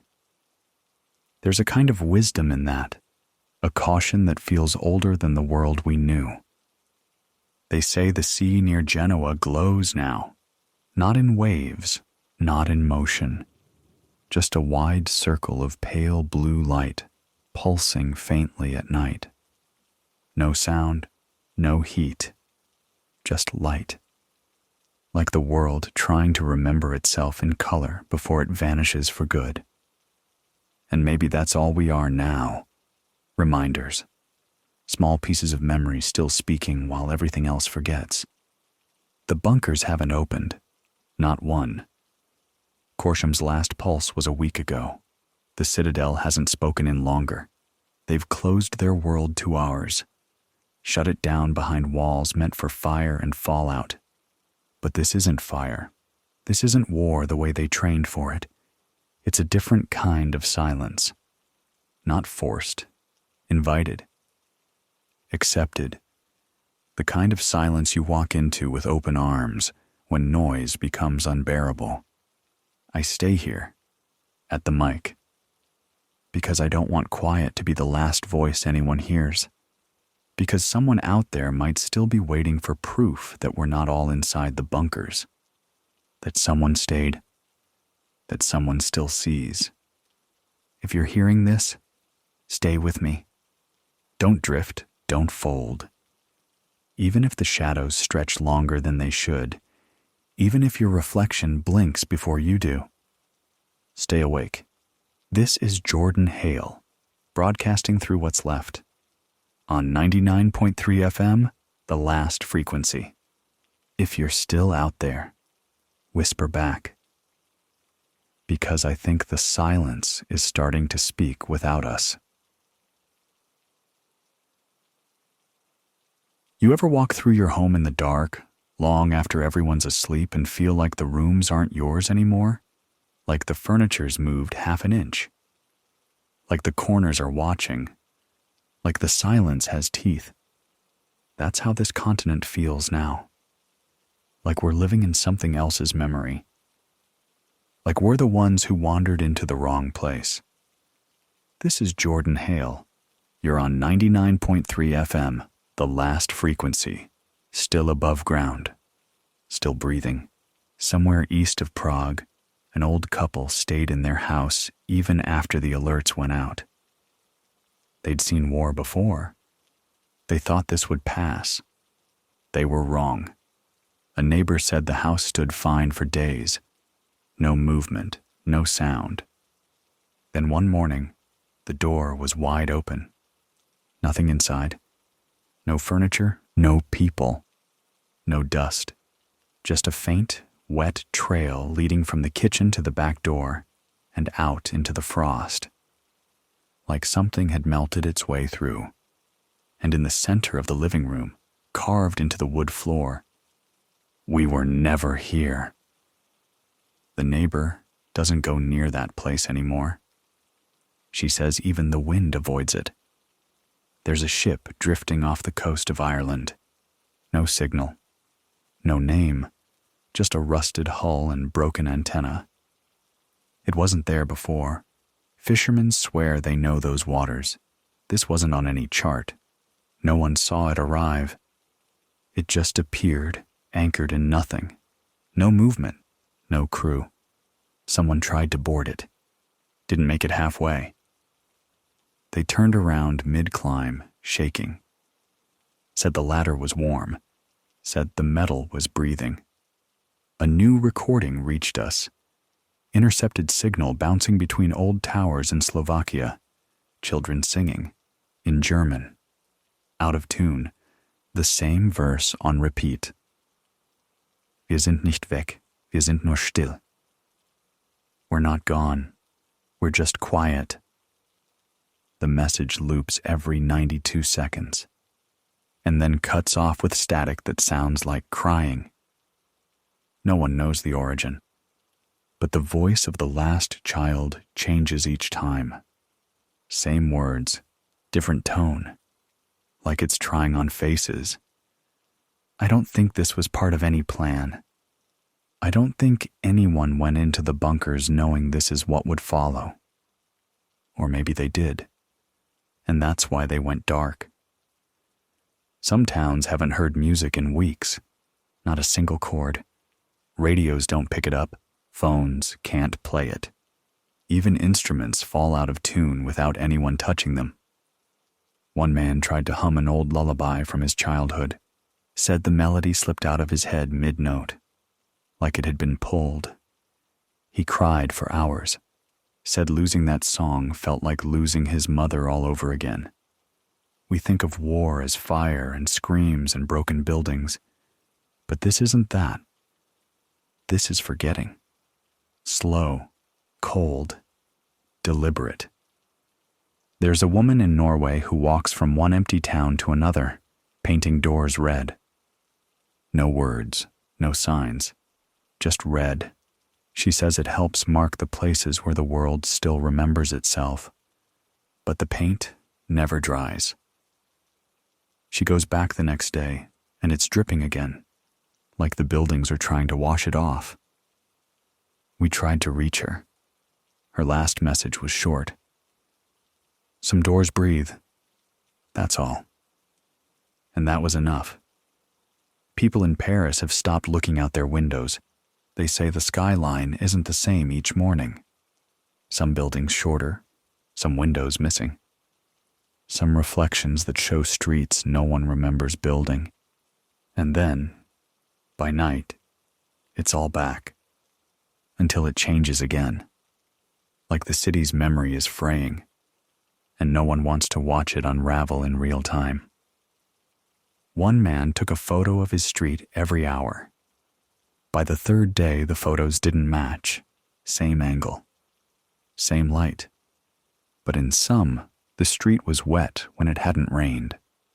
In others, a lamppost stood where there shouldn't be one. And in the last one? Nothing. Just an empty frame. White. Blank. Like the street forgot to exist that hour. He hasn't taken any more photos since. The broadcasts from underground are gone. Even the old encoded pulses have stopped. It's not silence anymore. It's absence. I think they've shut down their end. Permanently. Maybe they're trying to wait it out. Maybe they think what's outside can't reach them. But silence isn't a wall. It's a door left ajar, and the longer it stays open, the more things find their way through. If you're still here, if your hands still move, you have to remember who you are. Even if the world doesn't, Write your name on your wall. Say it out loud once a day. Tell someone a story only you could know. Keep your memory sharp, because I think that's what it's feeding on. Not blood, not bodies, just the pieces of us we leave unguarded, the ones that go quiet before we do. This is Jordan Hale, broadcasting on 99.3 FM, the last frequency, still here, still watching, still hearing the edges crack. Stay with me, because the moment you go quiet, you might not come back the same. If you're hearing this, it means you're not under. You're still above the concrete, still part of whatever's left out here. This is Jordan Hale, 99.3 FM, the last frequency. The voice still pushing through the static. A man called from outside Florence last night. He said the roads were glowing. Not headlights, not fire, just the pavement, like it had soaked up something. Like heat, but colder. Like memory, but emptier. He stood there with his dog, watched the road hum without sound. Then the dog stopped barking, turned its head like it heard something far away. Something behind the hills. It ran, didn't come back, didn't make a sound. He didn't chase it. Said it felt like chasing something that had already left the world. Like the dog had vanished before its legs even moved. He stayed on the phone a while, didn't speak much, just breathed. I think sometimes that's what we really need. Just proof that someone else is breathing. That the dark hasn't pressed all the way in yet. Earlier today, a woman from the outskirts of Amsterdam sent a message through a ham relay. Short, clipped. It said, "Glass fell up." I asked for clarification. That's all she repeated. Glass fell up. I don't know what she meant, but I know what she didn't mean. She wasn't being poetic. She wasn't writing a riddle. Something in her tone said she saw it with her own eyes. That reality slipped for a second, and she was still there to feel it happen. What do you do when the laws you've lived under start to come undone? Not the laws made by leaders. The other ones. The ones that made you believe the ground was solid, that up was always up, that your reflection only moved when you did. A few nights ago, someone walked into what used to be a metro station in Madrid. No trains anymore, no power. But the tracks were wet. No pipes, no leaks, just wet steel and the smell of something old. Not mold, not rot. Something older. They walked 5 minutes down the tunnel, saw their own shadow split. One kept walking. The other didn't. They ran. Didn't look back. Didn't care to know which shadow followed. They told me their legs haven't stopped shaking since, that they haven't slept. Because every time they close their eyes, they hear footsteps on metal that don't match their own heartbeat. Someone from northern Greece picked up the signal this morning. They live near an old olive farm, used to be peaceful. Now the trees are shaking even when the wind's dead. Not swaying, shaking. And the olives? Black. But not the normal kind. Too black. Like light won't touch them. Like they don't cast shadows. She said one burst when it hit the ground. Didn't splatter. Didn't roll. It just made a sound like paper tearing underwater. And then nothing. Even the birds stopped moving. She's not going outside anymore. She boards the door at night and hums songs she's not sure she remembers right. There's something happening in Vienna. A group of people, no one knows how many, started covering mirrors across the city. Not smashing, not removing. just covering. Black cloth nailed in place, every home, every window, every shiny surface. One man asked why. One of them whispered back, "Because it looks back differently now." That's all they said. Then they walked away. No signs, no protest, just a quiet, methodical erasure of every reflection. I haven't looked in a mirror in 3 days. Not since I saw my face move before I did. The bunkers, they're sealed. They've been sealed for weeks. At first, people tried to contact them, knocked on reinforced doors, sent messages, launched flares. Now we pass them in silence. Like old graves, like mausoleums for the living. Whatever those people believed they were escaping, I don't think they realized that silence isn't a shield. It's a welcome mat. A child in Bratislava left a recording in an old church. No one knows how it got there. But when played back, you hear a voice whisper, "Where the quiet sleeps, it dreams us." I keep thinking about that. Where the quiet sleeps, it dreams us. Like we're just echoes waiting to be remembered. Or maybe waiting to be forgotten. This is Jordan Hale. Still breathing. Still here. Still tethered to something real. You're listening to 99.3 FM. The last frequency. If your windows don't reflect you. If your rooms hum without machines. If the dogs stop barking and the clocks run backward. Don't panic, but don't forget that's all we have now. Memory. Even when it hurts. Even when it bends. Even when it feels like it belongs to someone else. Keep talking. Keep writing. Keep scratching your name into the wood. Because the silence is learning how to erase, and it's getting better at it. Somewhere in the north, a man sent me a recording. No voice, just wind. Then, faintly, a click every 7 seconds. Not mechanical, not a clock. The kind of sound you'd hear when a camera shutter closes.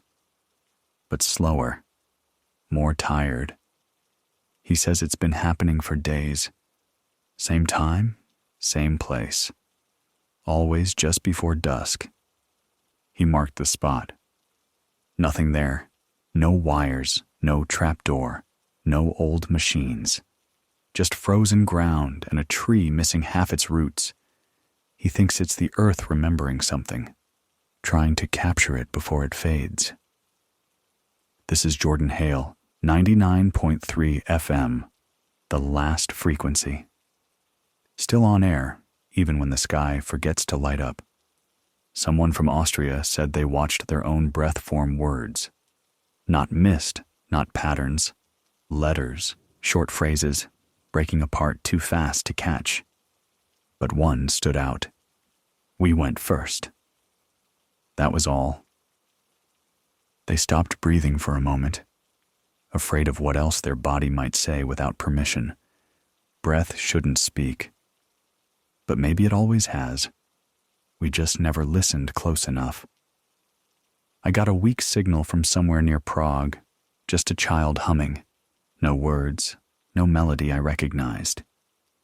But the pitch, it pulled something loose in me. A memory I didn't know I still carried. A room, low lit. A radio turned just loud enough to mask the sound of someone crying behind a closed door. Funny how sound travels, how it lingers in the corners long after the people have left. Another report out of southern Germany said the moon appeared twice. Not a reflection, not an illusion. 2 moons, one bright, one faded, like an afterimage. They stared at it for an hour. Then it blinked. The dimmer one, Not a cloud, not a shadow, a blink. Then it was gone, and no one there spoke about it again. We used to explain things. We don't anymore. We just take them in and try not to unravel. The bunkers, they aren't just silent now. They're erased. A crew near Mont Blanc returned to a site they'd mapped just weeks ago. Gone. Not sealed, not covered. Gone. Like the mountain swallowed it and smoothed the skin. Even the trees nearby seemed to lean away from the spot, as if whatever was down there had started leaking upward, and they didn't want any part of it. There's something different about the light this week. It hits the buildings too slow. Colors hang in the air longer than they should, like the world's forgetting how to turn pages. I've heard from more people who say their clocks have stopped, but only when they look away. They tick fine when you're watching. Then you blink, and they're still stuck, as if they're waiting for us to not look before they slip further off track. Someone on the French coast said the sea pulled back all at once. Not a tide, not a wave, a retreat. The boats tilted, the sand stretched wide, and there, in the wet earth, were footprints, hundreds, all facing inland. They followed them for a mile. Then they just ended. Like the people they belonged to never existed, or were never meant to. I don't know what kind of silence that is, but it's the kind that hangs around your spine for a while. Someone in Ireland lit a candle in an old church, said the flame burned blue. No heat, but the wax still melted. It made no sound, no crackle, no flicker. Just a quiet, steady stream like the candle was crying. She left it burning all night. By morning, it was gone. Wick, wax, everything. But the table beneath it had bloomed with frost, in the shape of wings. Not bird, not angel. Something else, something ancient. She sleeps with the door locked now, but she swears something stands behind it every night, waiting for her to forget to turn the bolt. There are places across this continent that don't want to be found anymore. Roads loop back on themselves. Signs twist. Cities that once took hours to reach now take days or seconds. Time slipping. Not everywhere, but in patches. Like rot. Like something eating through the fabric in slow, careful bites. And we're still pretending we can patch it up with rules, with warnings, with silence. This frequency dash dash. It's held together by memory and stubbornness, and maybe something worse. Something that wants us to keep talking so it knows where to find us. But what's the other option? Silence? I've heard what fills the silence. It isn't peace. It isn't sleep. It's a kind of remembering we aren't built to carry. There's a report from someone in Norway. Says they woke to find their shadow already moving. Not fast, not violent, just early. It stretched before they stood, turned before they did, then waited. It hasn't done anything since, but they say they can feel it thinking. We're not breaking, not exactly. We're unthreading, and whatever is pulling the thread has a steady hand. This is Jordan Hale, 99.3 FM. The last frequency. If your dog refuses to enter a room, don't make it. If your breath speaks words you didn't mean, don't reply. If your shadow starts whispering your name before you do, run. Not because it's evil, but because it knows you too well. And the more it speaks, the more you'll forget what part of you ever needed a name. We're still here, we're still listening. And for now, we're still real. The sun didn't rise this morning, or maybe it did, but no one saw it. The sky just shifted from black to blue without light. No rays, no warmth.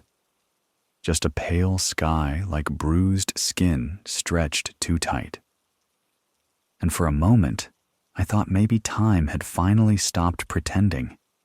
Maybe it just got tired of moving forward.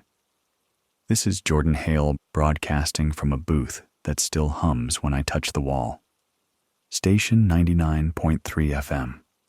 The last frequency. Still calling out through what's left of the static. Still not sure if what's answering is human anymore. Someone from Slovakia sent a recording. A playground, empty. But the swings moved, not with the wind. They moved like someone was pushing them, then letting go. Back and forth, and underneath it, faint but there. Children laughing, no kids in the area, no footprints in the dirt, just echoes. Sometimes I think the world is coughing up memories, not to warn us, just to clear its throat before whatever comes next. A report came in from just outside Rome. A small group walked into a church to take shelter during the sirens. Candles were already burning, hundreds of them. No one had lit them. The air was thick with heat, but the wax hadn't melted. And there was writing on the walls. Not paint, not chalk. Scratched in. They didn't understand the words. No one did. But one of them started bleeding from their nose the second they tried to speak the first line out loud. They turned back, left the church. By morning, it had collapsed. Nothing left but the foundation, and a single candle burning sideways across the stone. There's an old woman in Denmark who keeps a notebook of everything she dreams. She doesn't sleep much anymore, but when she does, the dreams follow her into waking. She says she's walking through train stations that no longer exist, on tracks that stretch too far, into places that smell like cold metal and rotting pine.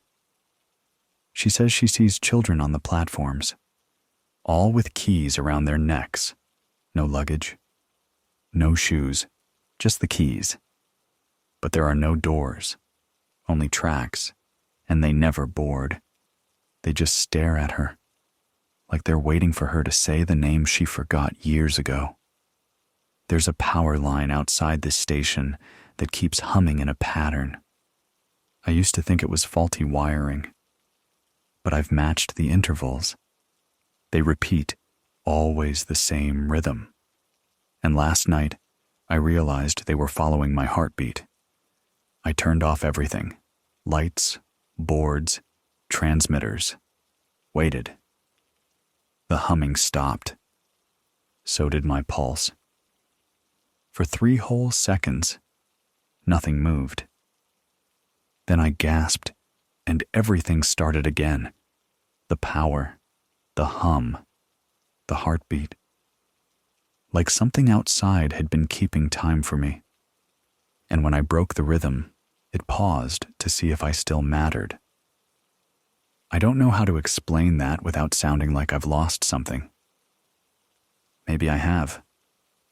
Someone in the mountains above Sarajevo saw something in the snow. Not tracks, not movement, just a shape, like a man lying flat, outlined in frost, no body, no clothes. Just the negative space, as if the cold remembered someone who had passed through a long time ago. And every morning since, the shape moves, just a little, closer to the edge, closer to the tree line.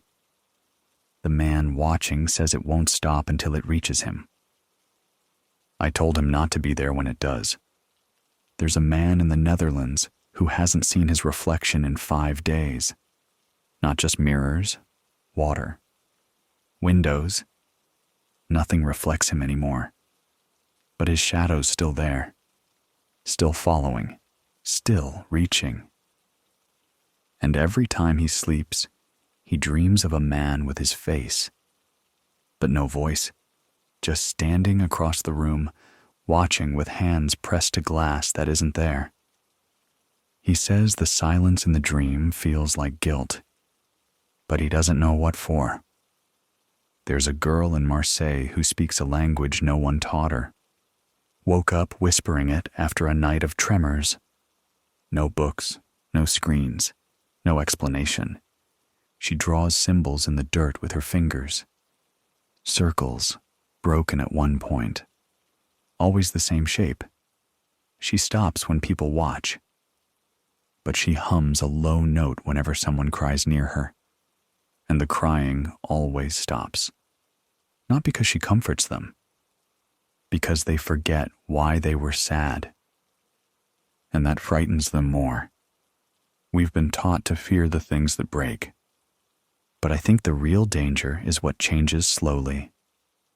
The soft rewrites, the gentle edits to memory and meaning.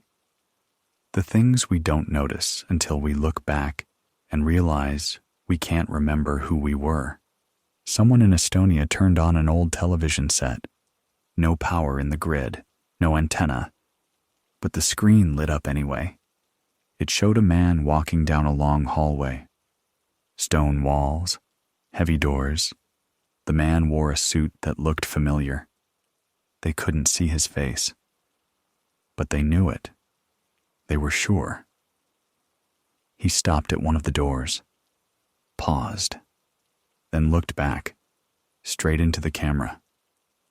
The screen went dark, and on the table beside the TV, a small key appeared. They haven't touched it. This is what's left of our world. Not ash, not ruin, but memory peeling away from the edges, like paint curling off a wall in slow heat. I don't think the bunkers are just shelters anymore. I think they're capsules, time frozen in concrete. Maybe they'll dig them up someday and wonder why no one inside opened the door again. I wonder that too. Every night. This is Jordan Hale. Still with you. Still holding the wire. 99.3 FM. The last frequency. If your breath starts counting without you, if your dreams speak in someone else's voice, if your house begins to forget its own rooms, you're not alone, but don't trust what tries to comfort you. Not all kindness comes from the living, and not all memory belongs to us. Stay warm, stay real, stay loud. The silence is patient, but it's listening. There's a strange weight to days like this, where the world doesn't scream, doesn't whisper, just waits. Not because something is coming, but because something already passed, and none of us saw it. This is Jordan Hale, still speaking from 99.3 FM, the last frequency. If you're still above ground, still breathing, still wondering if this is real, you're not alone. Not yet. I got a recording this morning. It came from a relay tower outside of Brno, still flickering in and out. What I heard wasn't a voice, not even static. It was a rhythm, like someone tapping on glass underwater. Slow, then fast, then slow again. And at the end, 3 tones. Soft, hollow, almost like the start of a lullaby. I've heard those notes before, years ago, when I was a kid and the sirens first started being tested again.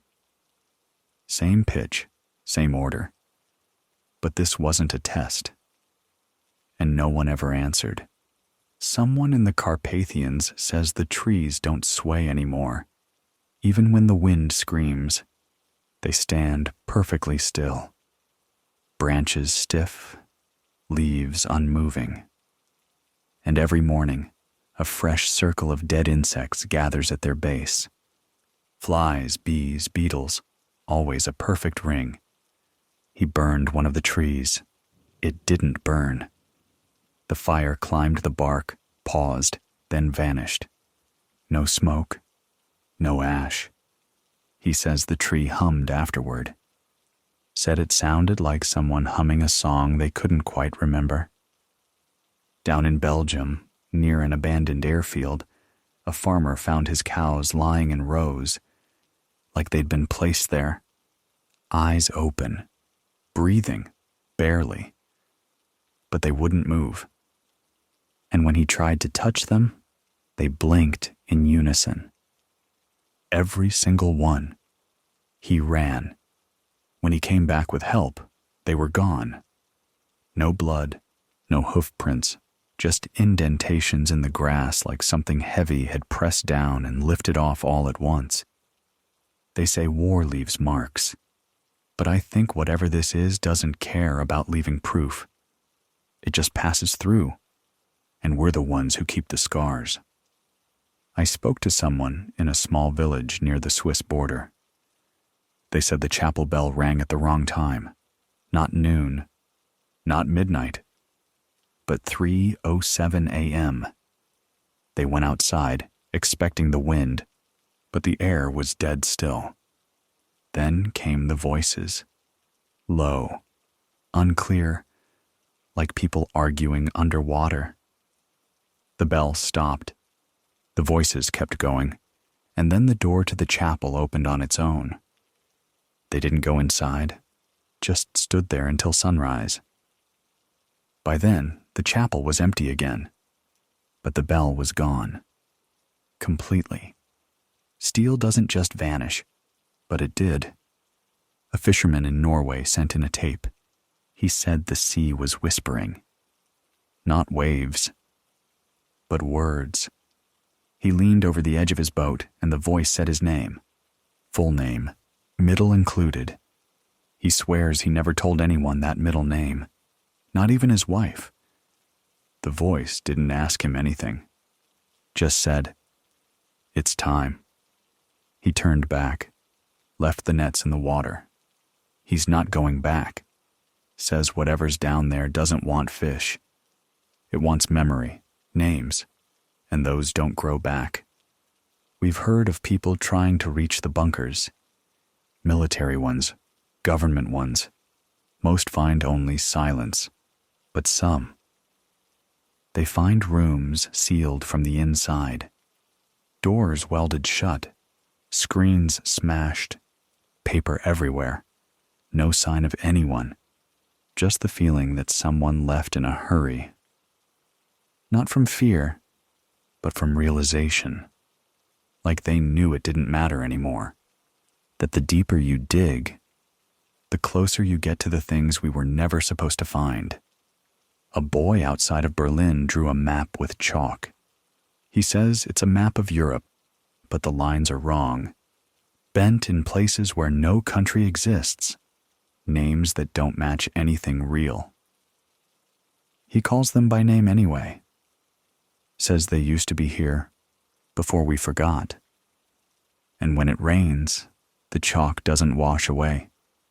It stays, bright, fresh. His parents tried to scrub it. The cloth turned black, like it soaked up something that didn't belong to the ground. I don't know what the boy sees, but the way he stares at the sky like he's waiting to be told when to move again, it stays with me. In Paris, a woman walked into an empty apartment. No furniture, no dust, but the air smelled like firewood and coffee. The stove was warm, and on the table, a letter with her name on it. Not written, carved. The letter was blank inside. But when she picked it up, her ears rang, and she heard her own voice whispering a question she doesn't remember asking. She dropped it, left the building. She won't go back, not because she's scared, but because she thinks someone answered. I'm not sure what this is anymore. War? Not in the way we used to think. Something is happening. Something that eats sound, reshapes memory, and plays with time like thread. And still, people survive. Somehow.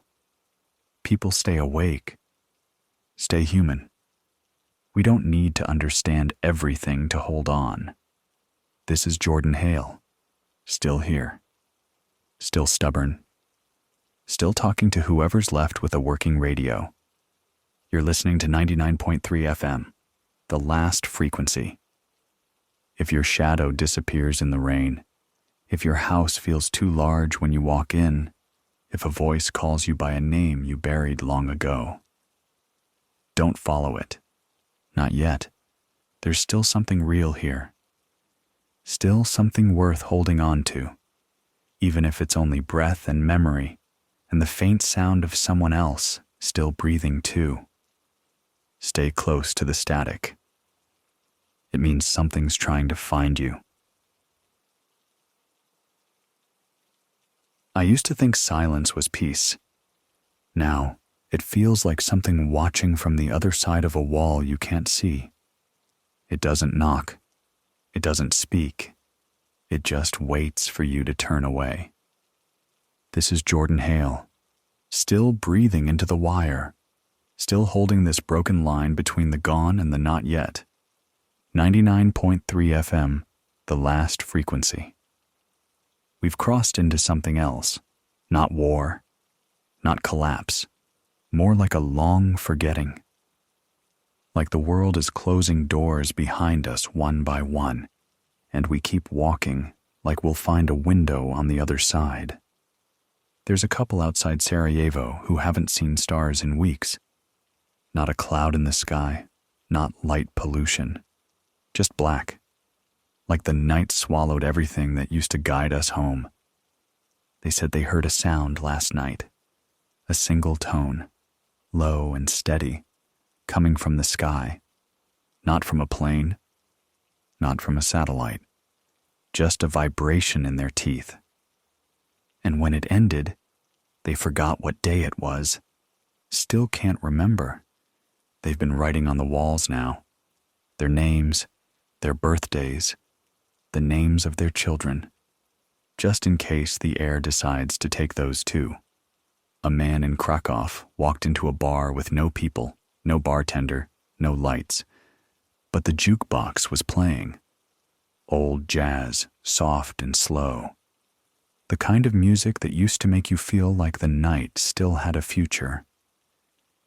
He sat down, waited, said he felt someone breathing behind him. Warm, steady. But when he turned around, nothing. And on the napkin beside his glass, someone had written, "Don't leave early this time." He doesn't remember who wrote it, but he swears the handwriting is his. I don't know what that means. But I think whatever's happening isn't just around us. It's inside, rooting through the drawers we thought were locked. A train rolled into a station in southern Spain yesterday. No schedule, no passengers. The conductor was asleep, mouth open, breathing, but barely. When authorities tried to wake him, he whispered something none of them understood. They wrote it down phonetically. I tried to read it, but I started shaking. Hands wouldn't stop, like my body wanted nothing to do with those sounds. They burned the paper. Good. Not everything is meant to be kept. Someone in Greece found a doorway carved into a cliffside. Not natural, not ancient either. Clean lines, modern materials, but no hinges, no handle, just a rectangle, cold to the touch.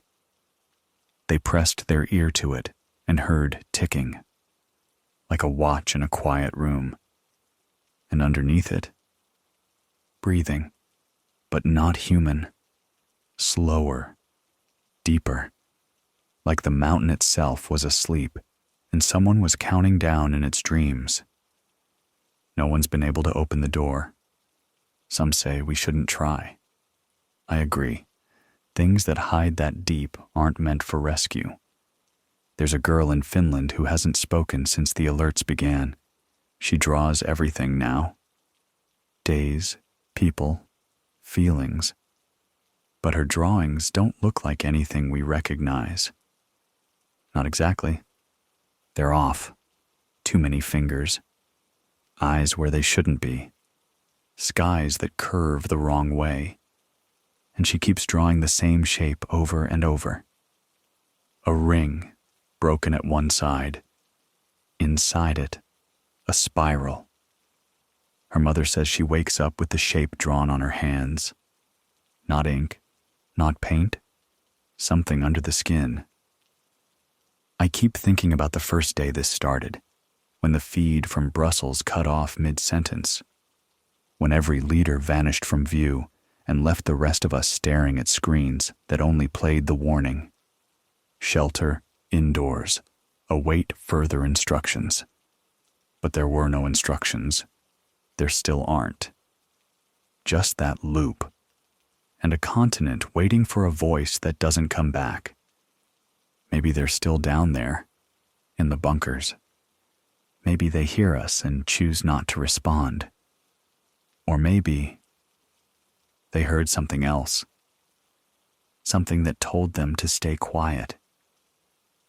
There's a man near Budapest who says he woke up outside, on the roof. No memory of how he got there. No one let him in when he knocked. He looked through his window and saw himself, still asleep in bed. He waited, watched, and the man in the bed eventually woke up, stretched, got dressed, and walked out the front door. Didn't see him, didn't react, just left. Now he lives on the roof. Says it's better than following whatever wore his face. I believe him. Somewhere in the Netherlands, there's a highway that loops. No signs, no exit. People who drive it say the sky changes. Colors you don't have names for. Shadows that don't move right. One man drove for 12 hours and came out with no fuel missing. No miles added. But his radio had recorded something. Voices, thousands of them. All whispering the same thing. You were late. No one knows what that means, but he doesn't sleep anymore. Just drives side streets and avoids every on-ramp. That's smart. This is Jordan Hale. 99.3 FM, the last frequency. If your door opens on its own, ask yourself who built the house. If your hands start shaking at words you don't know, burn the page. If your reflection starts moving without you, turn away. We're still here, still breathing, still fighting the slow erosion of what we call self. Hold on to your name. It's more than just a word now. It's an anchor. And if you lose it, the silence will give you a new one. And that name won't be yours. Not ever again.